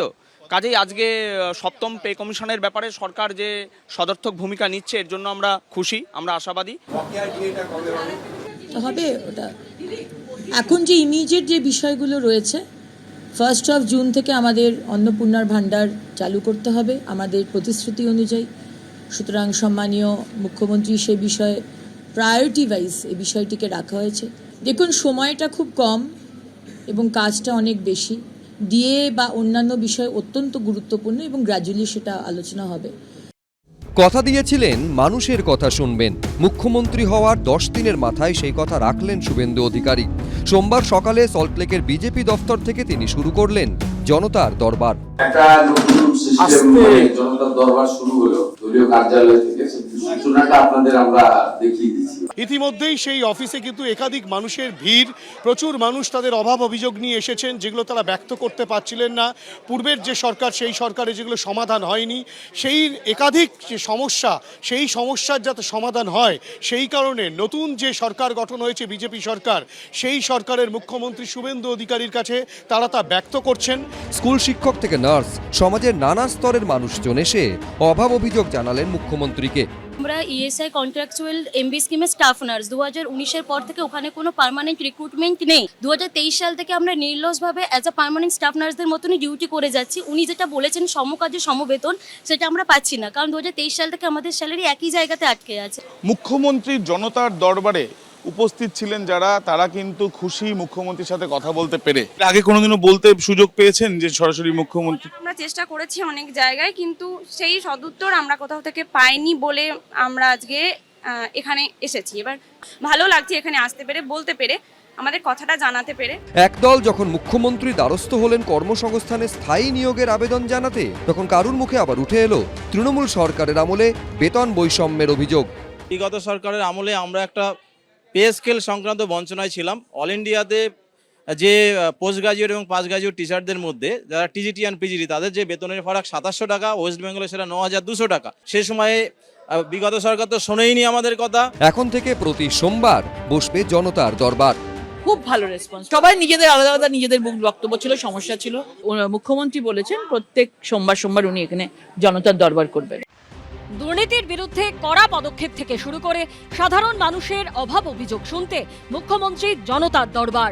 রাজ্যের প্রথম বিজেপি সরকারের প্রতি পদক্ষেপেই যখন একের পর এক চমক, তখন ফের সামনে এলো প্রাথমিকে 32,000 চাকরি বাতিলের প্রসঙ্গ। মামলা গ্রহণ করল সুপ্রিম কোর্ট। সেই সঙ্গে বিচারপতি দীপঙ্কর দত্তের তাৎপর্যপূর্ণ মন্তব্য, আমাদের নিশ্চিত হতে হবে যারা আমাদের সন্তানদের ভবিষ্যৎ করছেন তাদের সেই যোগ্যতা আছে কিনা। 32,000 প্রাইমারি শিক্ষকদের মামলা কলকাতা হাইকোর্ট ডিভিশন বেঞ্চ তাদের চাকরি বহাল রেখেছিল। তার বিরুদ্ধে যারা যোগ্য প্রার্থী, যাদের চাকরি পাওয়াটা ছিল নৈতিক অধিকার, তারা সুপ্রিম কোর্টে তারা এসএলপি ফাইল করেছিলেন। আজকে সেই এসএলপি গৃহীত হলো এবং সমস্ত পক্ষকে বলা হয়েছে তাদের অ্যাফিডেভিট ফাইল করতে হবে। তৃণমূল সরকারের আমলে 2014 সালে প্রাথমিকে শিক্ষক নিয়োগের বিজ্ঞপ্তি প্রকাশ হয়েছিল। পরীক্ষা হয় 2015-এ। 2016 সালে প্রকাশিত হয় প্যানেল। 2016 ও 17 দুবছর মিলিয়ে প্রায় 42,000 প্রাথমিক শিক্ষকের চাকরি হয়। কিন্তু সেই নিয়োগে ব্যাপক দুর্নীতির অভিযোগ ওঠে, যেমন অপ্রশিক্ষিতদের চাকরি, র্যাঙ্ক জাম্প, ওএমআর কেলেঙ্কারি, টেট পাস না করেও চাকরি, এসএমএস এ চাকরি, অ্যাপটিটিউড টেস্ট না দেওয়া, থার্ড পার্টিকে দিয়ে প্যানেল তৈরি। মামলা হয় আদালতে। 2023 সালের 12ই মে প্রশিক্ষিতদের বাদ দিয়ে বাকি প্রায় 32,000 শিক্ষকের চাকরি বাতিলের নির্দেশ দেন কলকাতা হাইকোর্টের তৎকালীন বিচারপতি অভিজিৎ গঙ্গোপাধ্যায়। ডিভিশন বেঞ্চেও তৎকালীন বিচারপতি অভিজিৎ গঙ্গোপাধ্যায়ের রায় বহাল রাখে। এরপর চাকরিহারা শিক্ষকরা সুপ্রিম কোর্টের দ্বারস্থ হন। 2023-এর 7ই জুলাই হাইকোর্টের রায় স্থগিতাদেশ দেয় সুপ্রিম কোর্ট। নতুন করে কলকাতা হাইকোর্টকে মামলা শুনে রায়দানের নির্দেশ দেয় সর্বোচ্চ আদালত। গত বছর 12ই নভেম্বর হাইকোর্টের বিচারপতি তপব্রত চক্রবর্তী ও ঋতব্রত মিত্রের বেঞ্চে সেই মামলার শুনানি শেষ হয়। 3রা ডিসেম্বর রায়দানের সময় তারা বলেছিলেন, পুরো নিয়োগ প্রক্রিয়ায় দুর্নীতিগ্রস্ত। এই অভিযোগ ঠিক নয়। কয়েকজনের জন্য গোটা প্রক্রিয়ার ক্ষতি করতে দেওয়া যাবে না। সেই রায়ের বিরুদ্ধেই সুপ্রিম কোর্টের দ্বারস্থ হন মূল মামলাকারী অর্থাৎ বঞ্চিতরা। সোমবার সেই মামলাই গ্রহণ করল সুপ্রিম কোর্ট। বিচারপতি দীপঙ্কর দত্ত এবং বিচারপতি সতীশ চন্দ্র শর্মার বেঞ্চে মামলাকারীদের আইনজীবী বিকাশ রঞ্জন ভট্টাচার্য বলেন, প্রাথমিক শিক্ষক নিয়োগ প্রক্রিয়ায় প্রাতিষ্ঠানিক স্তরে ব্যাপক দুর্নীতি হয়েছে। ওই নিয়োগকে কেন্দ্র করে কোটি কোটি টাকার লেনদেন হয়েছে। শিক্ষকদের পক্ষে সওয়াল করতে গিয়ে আরেক আইনজীবী PS পাটুবালিয়া দাবি করেন, তার মক্কেলরা 9 বছরেরও বেশি সময় ধরে শিক্ষক হিসেবে চাকরি করছেন। নিয়োগের জন্য প্রয়োজনীয় সমস্ত যোগ্যতা তাদের রয়েছে, যার প্রেক্ষিতে সুপ্রিম কোর্টের পর্যবেক্ষণ, শিক্ষক হিসেবে নিযুক্ত প্রার্থীর মধ্যে যদি নিয়োগের জন্য অপরিহার্য যোগ্যতাই না থাকে তবে সেক্ষেত্রে কি হবে?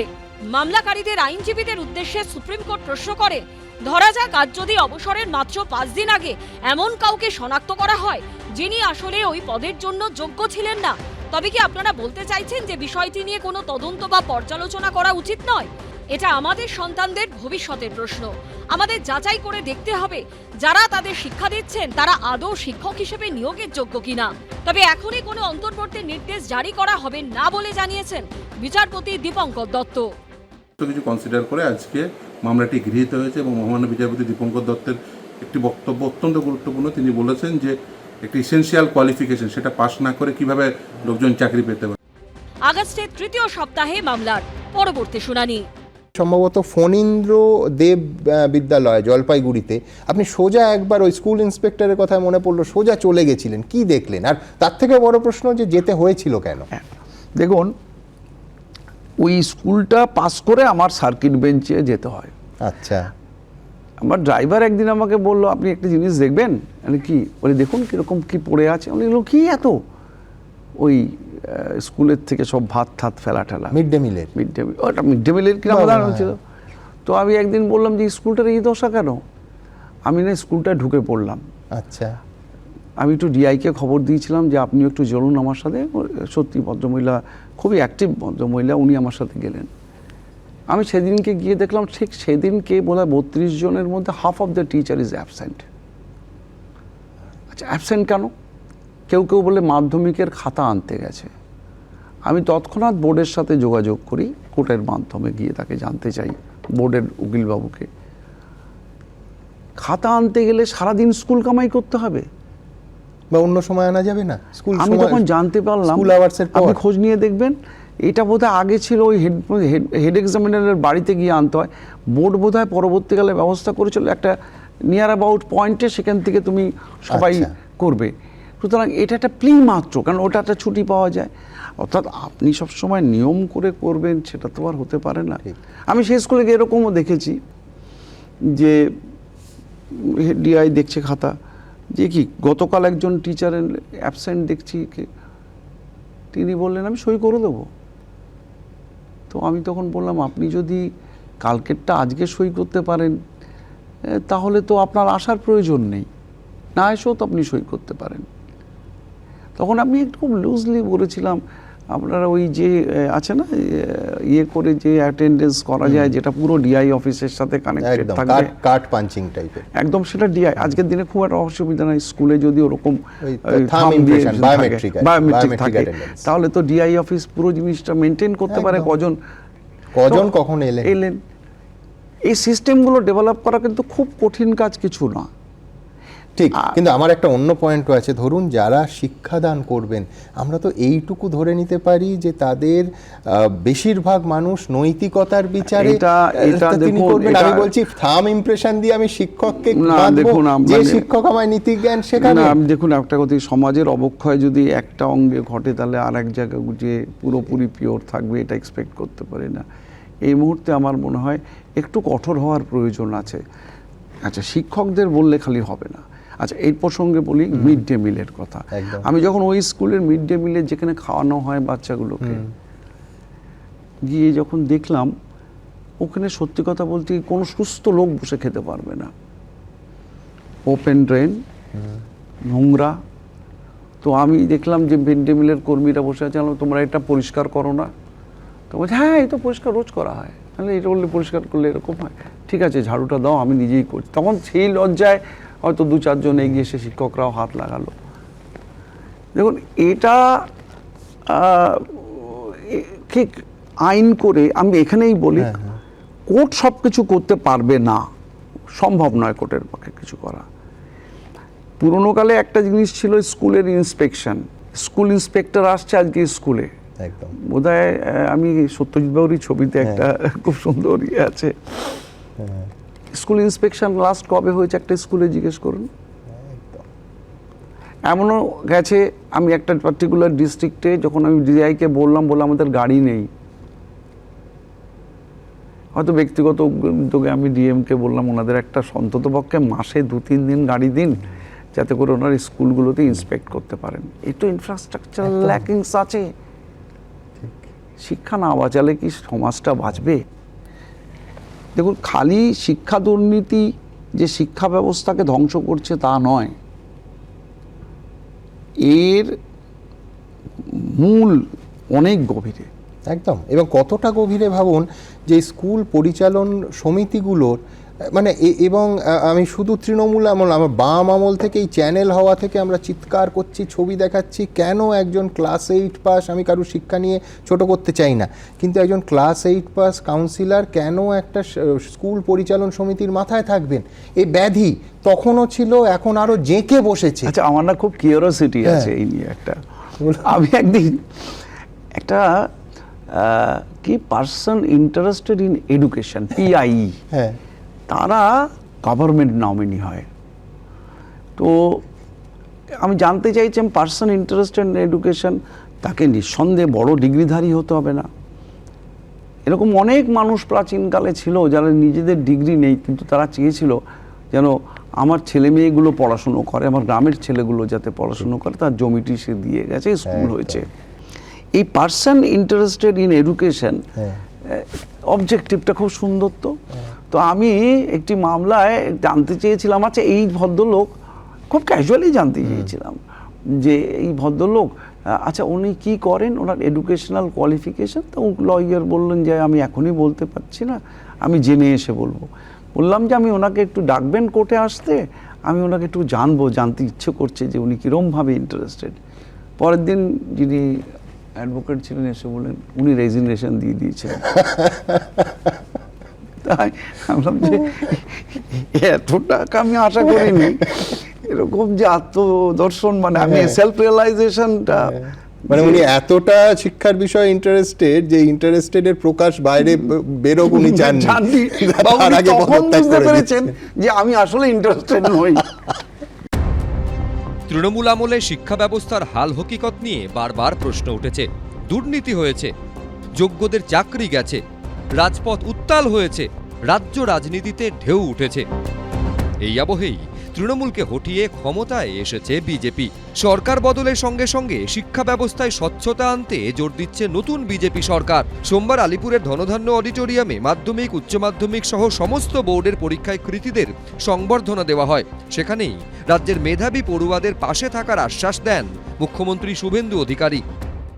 আপনাদের সরকার আপনাদের সাথে থাকবে। শিক্ষা ছাড়া আমরা কখনোই চেতনার মুক্তি ঘটাতে পারি না, আর চেতনার মুক্তি ঘটানোর মধ্য দিয়েই আধুনিক বাংলা তৈরি হতে পারে। আমরা চাইব আমাদের সরকারের লক্ষ্য মেধা আমাদের কাছেই থাকুক, সেই মেধাকে কাজে লাগিয়ে উন্নত বাংলা, প্রকৃত সোনার বাংলা, কবিগুরুর ভাবনায় বাংলা, স্বামী বিবেকানন্দের স্বপ্নের বাংলা আগামী দিনে যাতে আমরা তৈরি করতে পারি। একই সঙ্গে এদিনের অনুষ্ঠানে জাতীয় শিক্ষানীতিতে যোগ দেওয়ার ঘোষণাও করেন মুখ্যমন্ত্রী। শিক্ষা আমাদের মৌলিক অধিকার, ভারতবর্ষের সংবিধান দিয়ে গেছিলেন, কিন্তু ক্রমান্বয়ে যে সরকারি শিক্ষা ব্যবস্থার উপরে রাজ্যে 90% জনগণ নির্ভর করে, সেই শিক্ষা ব্যবস্থা কার্যত অসম প্রতিযোগিতায় বেসরকারি শিক্ষা ব্যবস্থার থেকে অনেকটা পিছিয়ে যাচ্ছে। জাতীয় শিক্ষা নীতি আমাদের ভারত সরকারের মাননীয় প্রধানমন্ত্রী নরেন্দ্র মোদীজির নেতৃত্বে আমরা তাতে এই রাজ্য যুক্ত হওয়ার সিদ্ধান্ত নিয়েছি। স্মার্ট বিদ্যালয়, স্মার্ট ক্লাসরুম, আধুনিক শিক্ষা, আধুনিক ল্যাবরেটরি, লাইব্রেরি, পিএমশ্রীতে যে বিষয়গুলো রয়েছে যার জন্য ভারত সরকার প্রচুর অর্থ দিতে চান, আমাদের প্রশিক্ষিত করতে চান, তাতেও আমরা যুক্ত হয়েছি। প্রশাসনিক ক্ষমতা হাতে নেওয়ার পরই রাজ্যের সমস্ত সরকারি কলেজের পরিচালন সমিতির সভাপতিদের সরানোর নির্দেশ দিয়েছে নতুন সরকার। এদিন শিক্ষাঙ্গনকে রাজনৈতিক প্রভাব মুক্ত করতে বার্তা দেন মুখ্যমন্ত্রী। শিক্ষাঙ্গনগুলিকে রাজনৈতিক প্রভাব মুক্ত করা, সেই উদ্দেশ্যে বিভিন্ন বিদ্যালয়, কলেজ এবং ইউনিভার্সিটিতে যে রাজনৈতিক মনোনয়ন ছিল সেগুলো আমরা বাতিল করেছি। কারণ শিক্ষাঙ্গনের রাজনীতি মুক্ত করা, বিশ্ববিদ্যালয়গুলিকে অটোনমি দেওয়া, এগুলো অগ্রাধিকারের ভিত্তিতে আমাদের করা উচিত। শিক্ষক এবং শিক্ষিকাদের পর্যাপ্ত অংশগ্রহণের মাধ্যমে যাতে শিক্ষা ব্যবস্থা সরাসরি সুফল ছাত্রছাত্রীদের কাছে পৌঁছে দেওয়া যেতে পারে, তার জন্য আমরা উদ্যোগ গ্রহণ করব স্থির করেছি। একদিকে ধনধান্য অডিটোরিয়ামে কৃতি ছাত্রছাত্রীদের সংবর্ধনা জ্ঞাপন অনুষ্ঠান, অন্যদিকে সোমবারই বিকাশ ভবনে স্কুল শিক্ষা সচিবের সঙ্গে বৈঠক করল বিজেপি বিধায়কদের টিম। আমাদের নতুন সরকার মাননীয় মুখ্যমন্ত্রীর নির্দেশে যে পলিসি তৈরি করবে, সেই পলিসি মূলত শিক্ষাক্ষেত্রে উৎকর্ষতা বৃদ্ধি এবং তার পাশাপাশি শিক্ষাক্ষেত্রে স্বচ্ছতা বৃদ্ধির লক্ষ্যে আমরা কাজ করব। বর্তমানে শিক্ষা দফতর রয়েছে মুখ্যমন্ত্রীর হাতে। সূত্রের খবর, সোমবার মুখ্যমন্ত্রীর নির্দেশে বিকাশ ভবনে যান শঙ্কর ঘোষ, স্বপন দাশগুপ্ত, কল্যাণ চক্রবর্তী সহ একাধিক বিজেপি বিধায়ক। বৈঠক করেন স্কুল শিক্ষা সচিব বিনোদ কুমার সহ শিক্ষা দফতরের বিভিন্ন আধিকারিকদের সঙ্গে। সূত্রের খবর, রাজ্যে আগামী দিনে শিক্ষা ব্যবস্থার গতিপথ কি হবে, তার রূপরেখা, শিক্ষা ব্যবস্থায় স্বচ্ছতা আনা, এই বিষয়গুলি নিয়েই মূলত আলোচনা হয় বৈঠকে। পশ্চিমবঙ্গে শিক্ষার মান, শিক্ষার গৌরব আজকে ধুলোয় লুটোপুটি খাচ্ছে। এই সময়কালে শিক্ষাক্ষেত্রের দুর্নীতি, শিক্ষাক্ষেত্রে বিভিন্ন ধরনের সমস্যা পশ্চিমবঙ্গের মানুষের কাছে আলোচনার বিষয়বস্তু হয়ে উঠেছে। আমরা সেই অভাগা রাজ্যে এতদিন বাস করছিলাম যেখানে শিক্ষামন্ত্রীকে জেলে যেতে হয়েছে, উপাচার্যকে জেলে যেতে হয়েছে। শিক্ষার যে মান, যে হৃত গৌরব, এটাকে আমরা ফিরিয়ে আনতে চাই। এদিনের বৈঠক শেষে সিলেবাস বদলেরও ইঙ্গিত মিলেছে। বর্তমানে অষ্টম শ্রেণীর ইতিহাস বইতে সিঙ্গুরের ইতিহাস পড়ানো হয়, সেখানে বহু তৃণমূল নেতার ভূমিকাও আজ স্কুল পাঠ্য। সিলেবাস থেকে সিঙ্গুরের কারখানা বিরোধী আন্দোলনের অংশ বাদ দেওয়ার প্রশ্নে এদিন ইঙ্গিতপূর্ণ মন্তব্য করেন বিজেপি বিধায়ক শঙ্কর ঘোষ। সিলেবাসের ব্যাপারে রিভিউ হবে এবং সেটাও আমাদের মাননীয় মুখ্যমন্ত্রীর সাথে কথা বলে কত দ্রুত এই বিষয়গুলোকে আমরা একটা মানুষের সামনে নিয়ে আসা হবে সেটা আপনারা জানিয়ে দেব। আমি শুধু এইটুকু বলে রাখি, কোনো অন্যায়, অন্ধকার যে বিষয়গুলো এতদিন সিলেবাসে ছিল সেগুলো থাকবে না, এটুকু নিশ্চিত থাকবে। একদিকে বিকাশ ভবনে স্কুল শিক্ষা সচিবের সঙ্গে বৈঠক করল বিজেপি বিধায়কদের টিম, অন্যদিকে স্বাস্থ্য ভবনে বৈঠক করলেন ইন্দ্রনীল খাঁ, শারদত্ত মুখোপাধ্যায় সহ 8 জন বিজেপি বিধায়ক। বৈঠকে স্বাস্থ্য সচিব নারায়ণ স্বরূপ নিগম সহ স্বাস্থ্য দপ্তরের আধিকারিকরা ছিলেন। ক্ষমতায় আসার পর স্বাস্থ্য ব্যবস্থায় আমূল বদল আনতে মরিয়া বিজেপি সরকার, দেওয়া হচ্ছে স্বাস্থ্য পরিকাঠামোয় জোর। এই আবহে এদিন স্বাস্থ্য ভবনে বৈঠকে হাসপাতাল সহ বিভিন্ন স্বাস্থ্য প্রতিষ্ঠানে কোথায় কি ত্রুটি তা নিয়ে বিস্তারিত আলোচনা হয়। আমাদের সমস্যা সবকটা ডিসকাশন হয়েছে, ডিসিশন এক্ষুনি আমরা দেব না, দিতে পারি না। আমাদের কাজ হচ্ছে আমরা মাননীয় মুখ্যমন্ত্রীর কাছে রিপোর্ট ব্যাক করব, মাননীয় মুখ্যমন্ত্রী উনি ডিসিশন নেবেন। অন্যদিকে এদিনই রাজ্য মেডিকেল কাউন্সিলের সদস্য পদ থেকে নির্মল মাঝি, সৌরভ পাল ও অসীম সরকারকে সরিয়ে দিল স্বাস্থ্য দপ্তর। এদিন স্বাস্থ্য ভবনের বৈঠকে যোগ দেওয়ার আগে বিধাননগর মহকুমা হাসপাতাল ও বিধাননগর পুর নিগমের অন্তর্গত মাতৃ সদন হাসপাতালে সারপ্রাইজ ভিজিট করেন বিজেপি বিধায়ক শারদ মুখোপাধ্যায়। এদিন দুই হাসপাতালের পরিকাঠামো নিয়ে ক্ষোভ প্রকাশ করেন তিনি। বিধাননগরের মাতৃসদন নামক একটা কর্পোরেশন আর হাসপাতাল আছে। হাসপাতাল বেশ বড়, পরিকাঠামো বেশ বড়, কিন্তু পরিষেবা শূন্য। ডাক্তারবাবুদের খোঁজ নিলাম কিন্তু পেলাম না, কোনো ডাক্তারবাবুই নাকি আসেন না। মাত্র 2 থেকে 3 জন, একজন ডেন্টালের ডাক্তারবাবু আসেন, একজন গাইনিক ডাক্তারবাবু আসেন। অপারেশন থিয়েটার আছে, অজ্ঞান করার যন্ত্র আছে, ঝুলে পড়ে গেছে। বাচ্চাদের শিশু বিভাগ আছে, তার উপরে ন্যাকড়া এবং নেতা শুকোচ্ছে। জনগণের জন্য তৈরি, জনগণের পয়সায় তৈরি এই পরিষেবা কেন ওরা দিতে পারেনি? এর প্রশ্ন তো উঠবেই সভাপতি। পরিকাঠামো উন্নয়নের পাশাপাশি বিজেপি সরকারের নজর আইন শৃঙ্খলা পরিস্থিতির ওপরেও। Clear message, zero tolerance. ভাঙচুর, গুন্ডামি থেকে পুলিশের ওপরে হামলার ঘটনা আর বরদাস্ত নয় বলে সোমবার পার্ক সার্কাসে দাঁড়িয়ে স্পষ্ট বার্তা দিলেন মুখ্যমন্ত্রী শুভেন্দু অধিকারী। রবিবার দুপুরে অশান্ত হয় পার্ক সার্কাস। দুষ্কৃতী দৌরাত্মে রণক্ষেত্রের চেহারা নেয় এলাকা। বেআইনিভাবে রাস্তা অবরোধ, আর তা তুলতে এলে পুলিশের ওপরে আক্রমণ। পুলিশ ও কেন্দ্রীয় বাহিনীর জওয়ানদের গাড়ি ভাঙচুর থেকে ইট বৃষ্টি, কিছুই বাদ যায়নি। পাল্টা লাঠিচার্জ করে পুলিশও। পার্ক সার্কাসের ঘটনায় বেশ কয়েকজন পুলিশ কর্মী ও 2 জন সিআরপিএফ এর জওয়ান আহত হয়েছেন। সোমবার তাদের সঙ্গে কথা বলতে পার্ক সার্কাসে সাউথ ইস্ট ডিভিশনের ডিসির অফিসে আসেন মুখ্যমন্ত্রী। সঙ্গে ছিলেন সিপি সহ কলকাতা পুলিশের উচ্চপদস্থ কর্তারা। আহত পুলিশ কর্মী এবং জখম সিআরপিএফ জওয়ানদের সঙ্গে কথা বলেন শুভেন্দু অধিকারী। এরপর গুন্ডামি রুখতে কড়া বার্তা দেন মুখ্যমন্ত্রী। হঠাৎ করে কিছু লোককে জড়ো করে ধর্মীয় স্লোগান দিয়ে পাথর ছোড়া, এটা শ্রীনগরেও বন্ধ হয়ে গেছে। আমার মনে হয় পশ্চিমবঙ্গে বা কলকাতাতে এটাও বন্ধ হওয়ার খুব দরকার রয়েছে। এই কাজগুলো থেকে বিরত থাকুন। যদি মনে করেন আগের সরকার আছে, আগের নিয়ম আছে, আগের মতো পুলিশকে, ফোর্সকে হাত পা বেঁধে রেখে দেওয়া হবে, তাহলে কিন্তু ভুল করবেন। তো ক্লিয়ার মেসেজ, জিরো টলারেন্স। এই ধরনের ভ্যান্ডালিজম, হুলিগানিজম, রাউডিজম এবং anti national, anti social activities we are not allowed. Park circus কাণ্ডে এখনো পর্যন্ত নাগমা, চাঁদনি বেগম, মোহাম্মদ কাইফ, ওয়াসিম আজহার, মোহাম্মদ শামীম সহ 40 জনকে গ্রেফতার করেছে পুলিশ। पार्क सर्कस में काल जो किया हमारी पुलिस भाई का साथ, आपको भुगतना पड़ेगा, बहुत जोर भुगतना पड़ेगा। पुलिस के ऊपर पत्थरबाजी करेगा तो सबक सिखाने काम भारतीय जनता पार्टी का सरकार करेगा। और आसनसोल में फाड़ी में तोड़फोड़ कर दिया ना, 200% वसूली होगा। जो किया है उसको पकड़ से निकाल के करूंगा। পার্ক সার্কাসের ঘটনায় বেআইনি জমায়েত, হিংসা ছড়ানো, মারাত্মক অস্ত্র নিয়ে অশান্তি করা, সরকারি কর্মীদের কাজে বাধা, তাদের মারধর করা, সরকারি সম্পত্তি নষ্ট এবং ক্ষতিপূরণ আদায় সংক্রান্ত আইনে মামলা রুজু করা হয়েছে। ধৃতদের এদিন শিয়ালদা আদালতে তোলা হয়।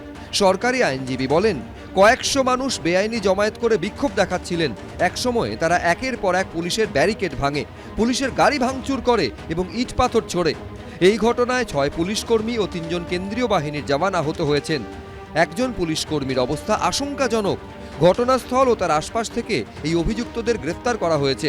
তাদের 27 মে পর্যন্ত পুলিশ হেফাজতে নির্দেশ দেওয়া হোক। তখন অভিযুক্তদের আইনজীবী বলেন, এরা নির্দোষ। 3 জন ভিন রাজ্যের বাসিন্দা, চিকিৎসার জন্য এখানে এসেছেন। কেউ রেস্তোরাঁ থেকে খেয়ে ফিরছেন, কেউ অফিস থেকে ফিরছিলেন। তখন ধরা হয়। এরা কেউ বিক্ষোভের সঙ্গে যুক্ত নয়। দুপক্ষের সওয়াল জবাব শুনে 23 মে পর্যন্ত ধৃতদের পুলিশ হেফাজতে নির্দেশ দিয়েছে আদালত। আমরা কোর্টে সাবমিশন করেছি, এখনো কোর্টে আমরা প্রেয়ার করেছিলাম বেলের জন্য। প্রেয়ার 14 ডে স্পিসিস ওরা চেয়েছিল। এদিকে আসানসোলে ফাঁড়ি ভাঙচুর, পুলিশের ওপর আক্রমণের ঘটনায় এখনো পর্যন্ত 26 জনকে গ্রেফতার করেছে পুলিশ। নতুন গভর্নমেন্ট এসছে, কোনো নতুন আইন নয়। আমার দেশ আগে, আমার নেশন আগে, আমার নাগরিকদের সিকিউরিটি অ্যান্ড সেফটিটা প্রশ্নটা অনেক আগে। আজকে যে মুখ্যমন্ত্রী এসছেন, উনি যেভাবে নাকি একের পর এক স্টেপগুলো নিচ্ছে, এগুলো বিগত দিনে হয়নি বলে আজকে এত বাড়ন্ত। আগের প্রশাসন যেটা ছিল পুলিশকে একদম ক্রিপল করে রেখেছিল, পঙ্গু করে রেখেছিল। কালকের দেখো ঘটনা, পার্ক সার্কাসের ঘটনা, পুলিশ ইমিডিয়েটলি অ্যাকশন স্টার্ট করে এবং 45 মিনিট থেকে 1 ঘন্টার মধ্যে সিচুয়েশন কন্ট্রোল করে, ট্যাঞ্জিবল নাম্বার অফ অ্যারেস্ট করে। পার্ক সার্কাস কাণ্ডে কড়া বার্তা দিলেন মুখ্যমন্ত্রী।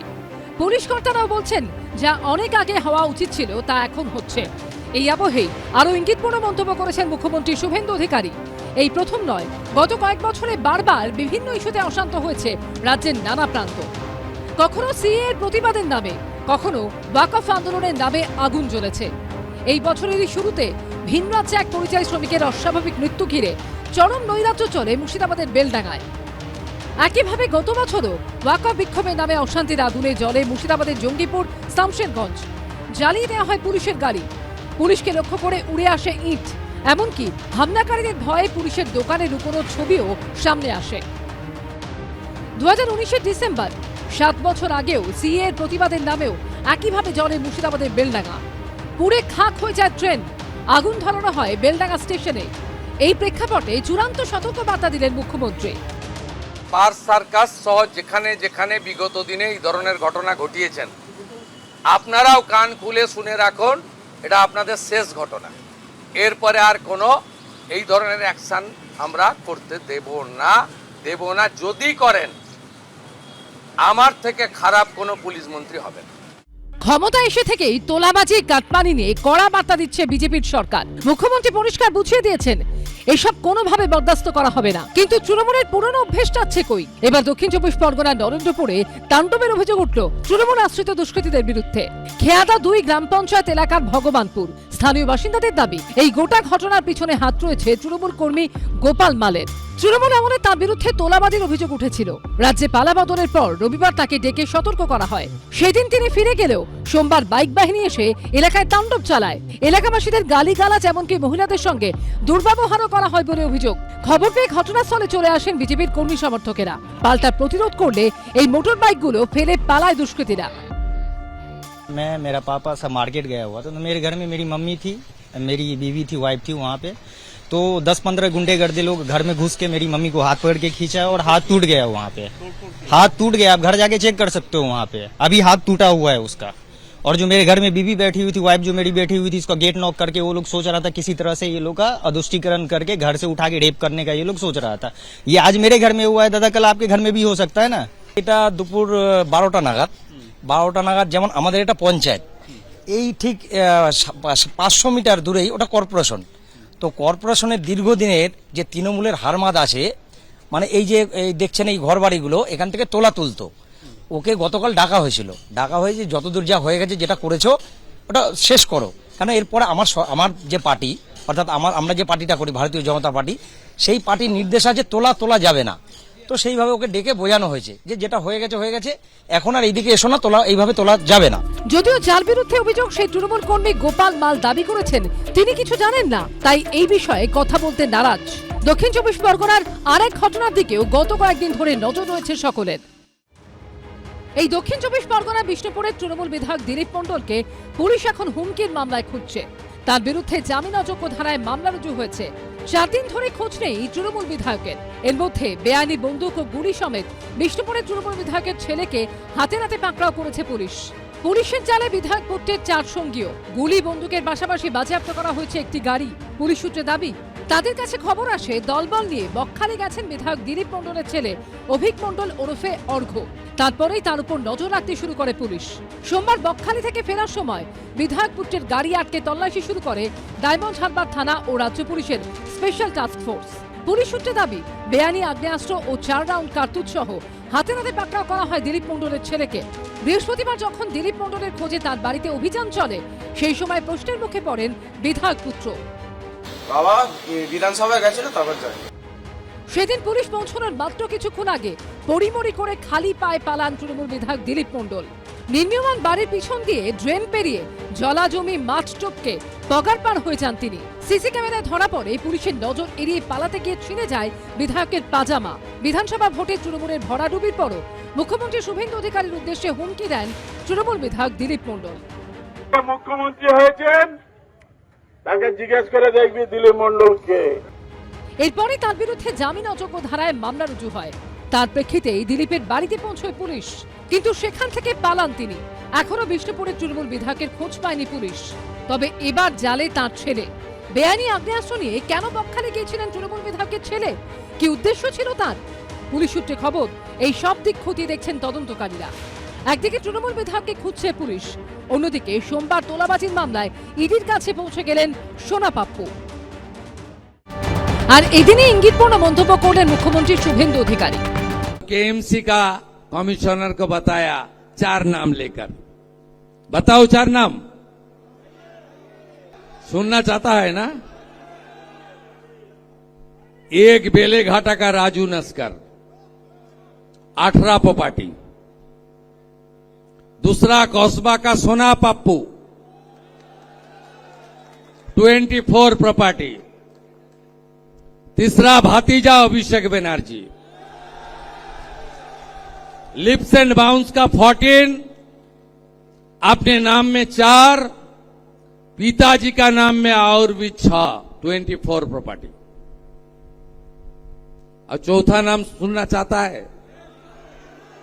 जावेद खान का बेटा 90 प्रॉपर्टी।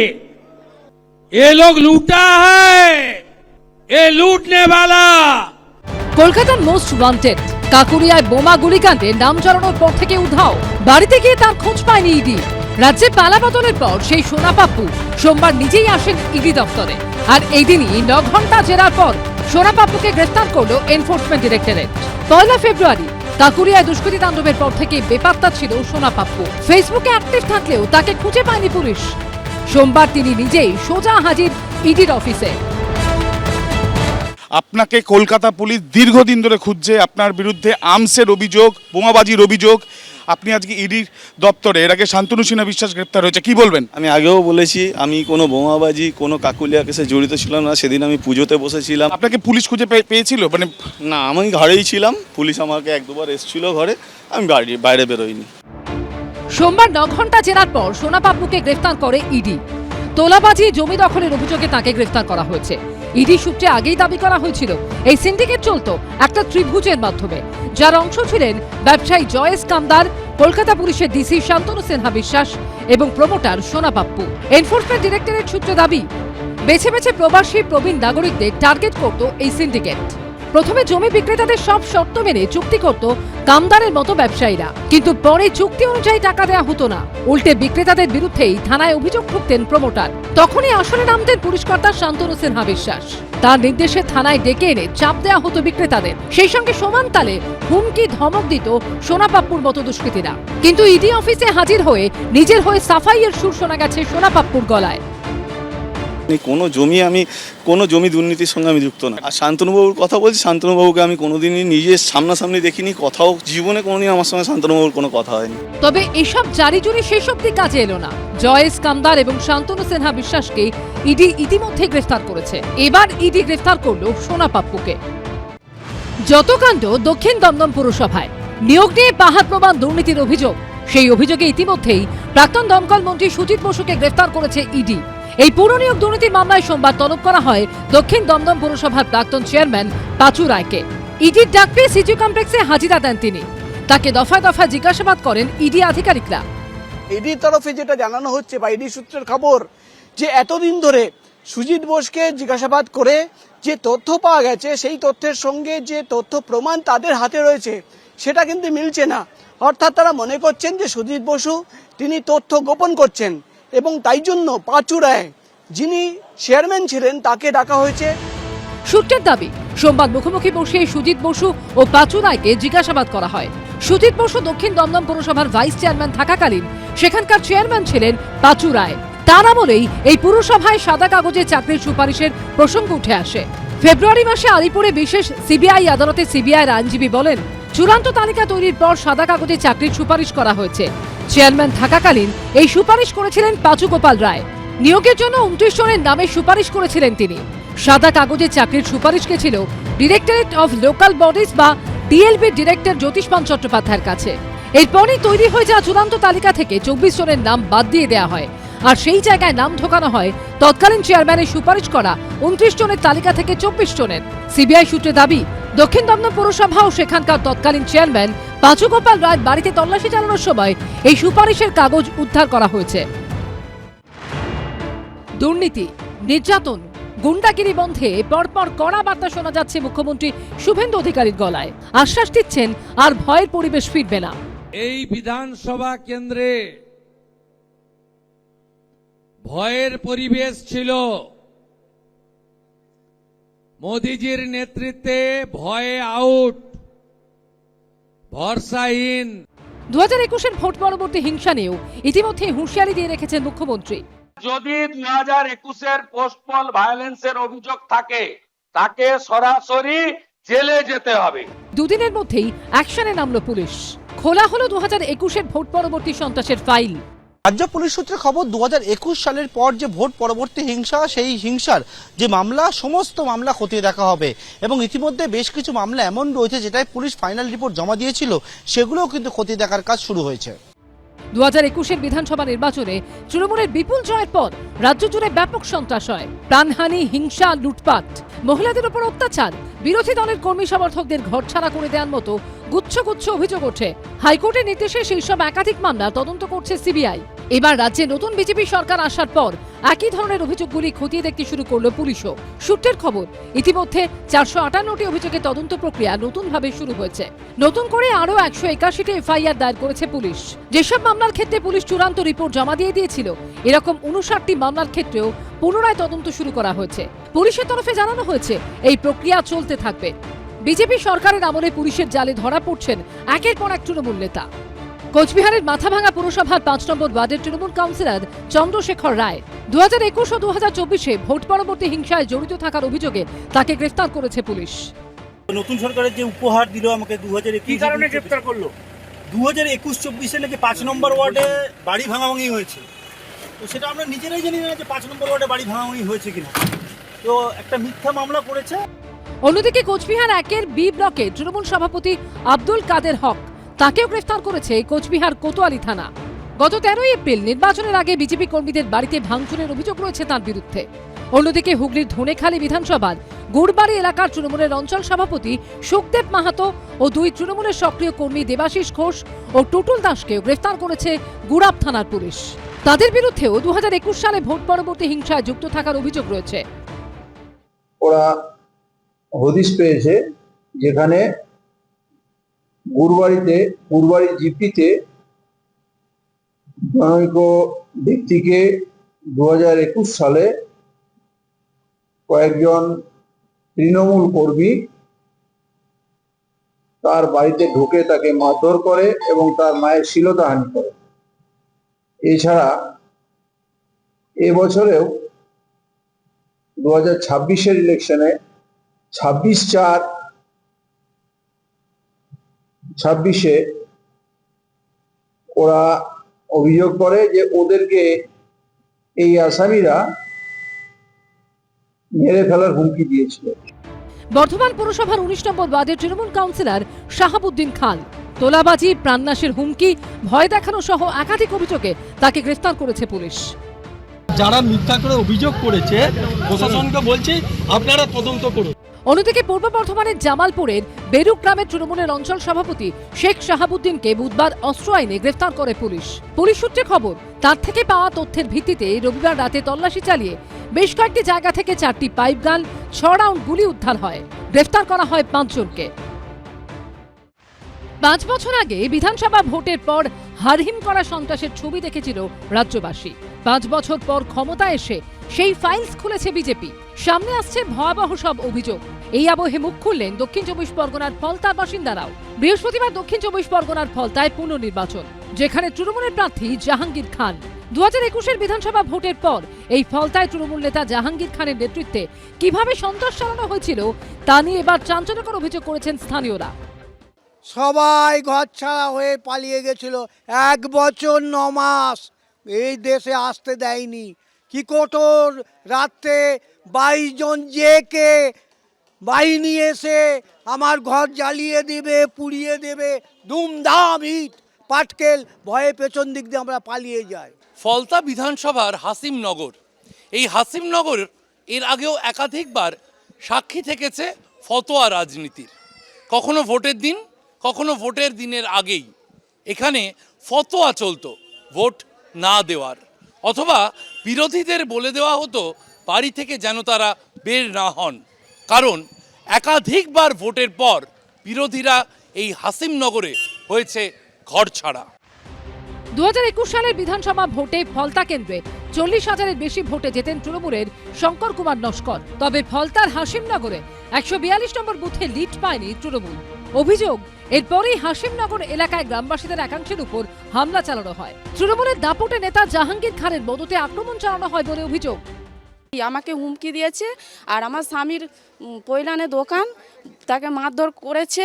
তারপরে বলেছে যে যেতে দেবো না, এরা মারধর করবো, তোদের ঘর ভাঙচুর করব। মানে আমাকে যা করেছে, মানে এখন তার শাস্তি হলে আমাদের খুবই আনন্দ। তৃণমূলকে ভোট দেওয়ার পরে হ্যাঁ, তার ভোট দেওয়ার পরেও অত্যাচার করেছে। আমরা অনেক ভয়ে ভয়ে ছিলাম। 5 বছর পর রাজ্য রাজনীতির পালাবদল ঘটেছে। পৌর নির্বাচনের দোরগোড়ায় দাঁড়িয়ে ফলতা।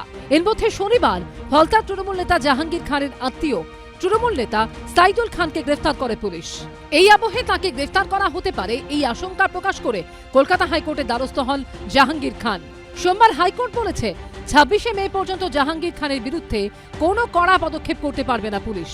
তবে তদন্তে সব রকম সহযোগিতা করতে হবে জাহাঙ্গীর খানকে। সাময়িক রক্ষা কবচ দেওয়া হলেও তদন্তের উপর কোনো স্থগিতাদেশ দেয়নি কলকাতা হাইকোর্ট। 24শে মে ফলতা বিধানসভা কেন্দ্রের ফল প্রকাশিত হবে। এদিকে বিধানসভা ভোটের ফল প্রকাশের পর থেকে পুরসভার কাজ নিয়ে নানা অভিযোগ সামনে আসছে। বিধানসভা ভোটে জিতে রাজ্যে এখন ক্ষমতায় বিজেপি, কিন্তু রাজ্যে প্রায় সমস্ত পুরসভাই পরিচালনা করছে তৃণমূল। এই পরিস্থিতিতে বিধানসভা ভোটের ফল ঘোষণার পর বিভিন্ন পুরসভার পরিষেবা নিয়ে উঠছেন নানা অভিযোগ। আর এই সমস্যা মেটাতে নেমেছেন বিজেপির বিধায়করা। সোমবারই তৃণমূল পরিচালিত বিধাননগর পুরসভায় যান বিধাননগরের বিজেপি বিধায়ক শারদ দত্ত মুখোপাধ্যায়। তার সঙ্গে ছিলেন রাজারহাট নিউ টাউনের বিজেপি বিধায়ক পীযূষ কানোরিয়া। বিধাননগরের মেয়র কৃষ্ণা চক্রবর্তী, চেয়ারপারসন সব্যসাচী দত্ত ও কাউন্সিলরদের সঙ্গে বৈঠক করেন তারা।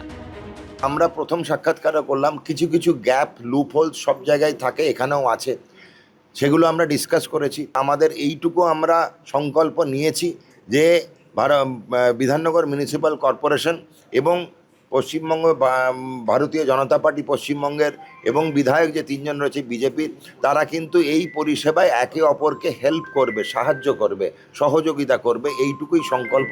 বিধায়ক হিসেবে কর্পোরেশনের সঙ্গে একসঙ্গে যেখানে ঠিক দরকার, যেটা ঠিক আছে, যেখানে কিছু চেঞ্জ করতে হবে, এইসব নিয়ে আলোচনা হয়েছে। মানুষের পরিষেবা আমরা যেভাবে দেওয়া উচিত চেষ্টা করেছি সবটাই। ওনারাও আমাদের সাজেশন দেবেন, আমাদের সহযোগিতা করবেন, এবং আমাদের কাজ হচ্ছে বা ওনাদের কাজ হচ্ছে মানুষের পরিষেবা দেওয়া। আমরা নিশ্চয়ই সেটা পরিপূর্ণভাবে দেওয়ার চেষ্টা করব। সোমবার বারাসাত পুরসভায় যান স্থানীয় বিজেপি বিধায়ক শঙ্কর চট্টোপাধ্যায়। কথা বলেন সেখানকার পুরপ্রধান, উপপুরপ্রধানের সঙ্গে। যাতে পৌরসভা সঠিকভাবে কাজ করে সেবা নিয়ে সব কথাই হচ্ছে, তবে আস্তে আস্তে সবই হবে। আমার নজর থাকবে, যেখানে কাজ হবে না, যেখানে ডিস্টার্ব হবে, সেখানে আমি সহযোগিতা যাব এবং চেয়ারম্যান সাহেব কথা বলে সেই কাজটা অতি দ্রুত শুরু করার জন্য চেষ্টা করব। ওনার সঙ্গে কথা হয়েছে, উনি আমার কথায় সন্তুষ্ট হয়েছেন, সন্তুষ্ট হয়ে চলে গেছেন। Dumping ground, drain dumping ground চালু করতে পারেনি, এ কথা হয়নি। ডাম্পিং গ্রাউন্ড হয়ে পড়ে আছে, ইলেকশনের জন্য মেশিনটা আসছে না, ইলেকশনের জন্য বন্ধ হয়ে আছে, ইলেকশনের জন্য। আর গাড়িগুলো টেন্ডার হয়ে পড়ে আছে। ওনাকে সব বলেছি, উনি সন্তুষ্ট হয়েছেন, উনি দেখবেন কি করে এগুলো তৈরি হয়। উনি বলেছেন যেরকম রাস্তাঘাটের এই যে আটকে আছে এগুলো এগুলো ঠিক করতে হবে, তাহলে আপনি করুন, আপনার সঙ্গে ম্যাচ। একইভাবে গারুলিয়া পুরসভায় গিয়ে বৈঠক করেন নোয়াপাড়ার বিজেপি বিধায়ক অর্জুন সেন। মেসেজ ক্লিয়ার আছে, সরকার জিরো টলারেন্স দুর্নীতি। পাটপাড়া মিউনিসিপ্যালিটিতে লাইট লাগাবার 1 কোটি টাকা উঠে গেছে, লাইট লাগিয়েনি, লাইট আসিওনি, কাগজ কলমে হয়েছে। এরকম এখানেও অনেক জায়গা হয়েছে। এখানে প্রায় 100 লোক বিনা কাজ করে পয়সা নেয়। যতগুলো লিকেজ আছে এটা বন্ধ করতে। পুরো পরিষেবা দ্রুত স্বাভাবিক করার আশ্বাস দেন তিনি। বিজেপি বিধায়কদের উদ্যোগে কি পুরো পরিষেবার হাল ফিরবে? স্বস্তি পাবেন নাগরিকরা? সেটাই দেখার এবিপি আনন্দ।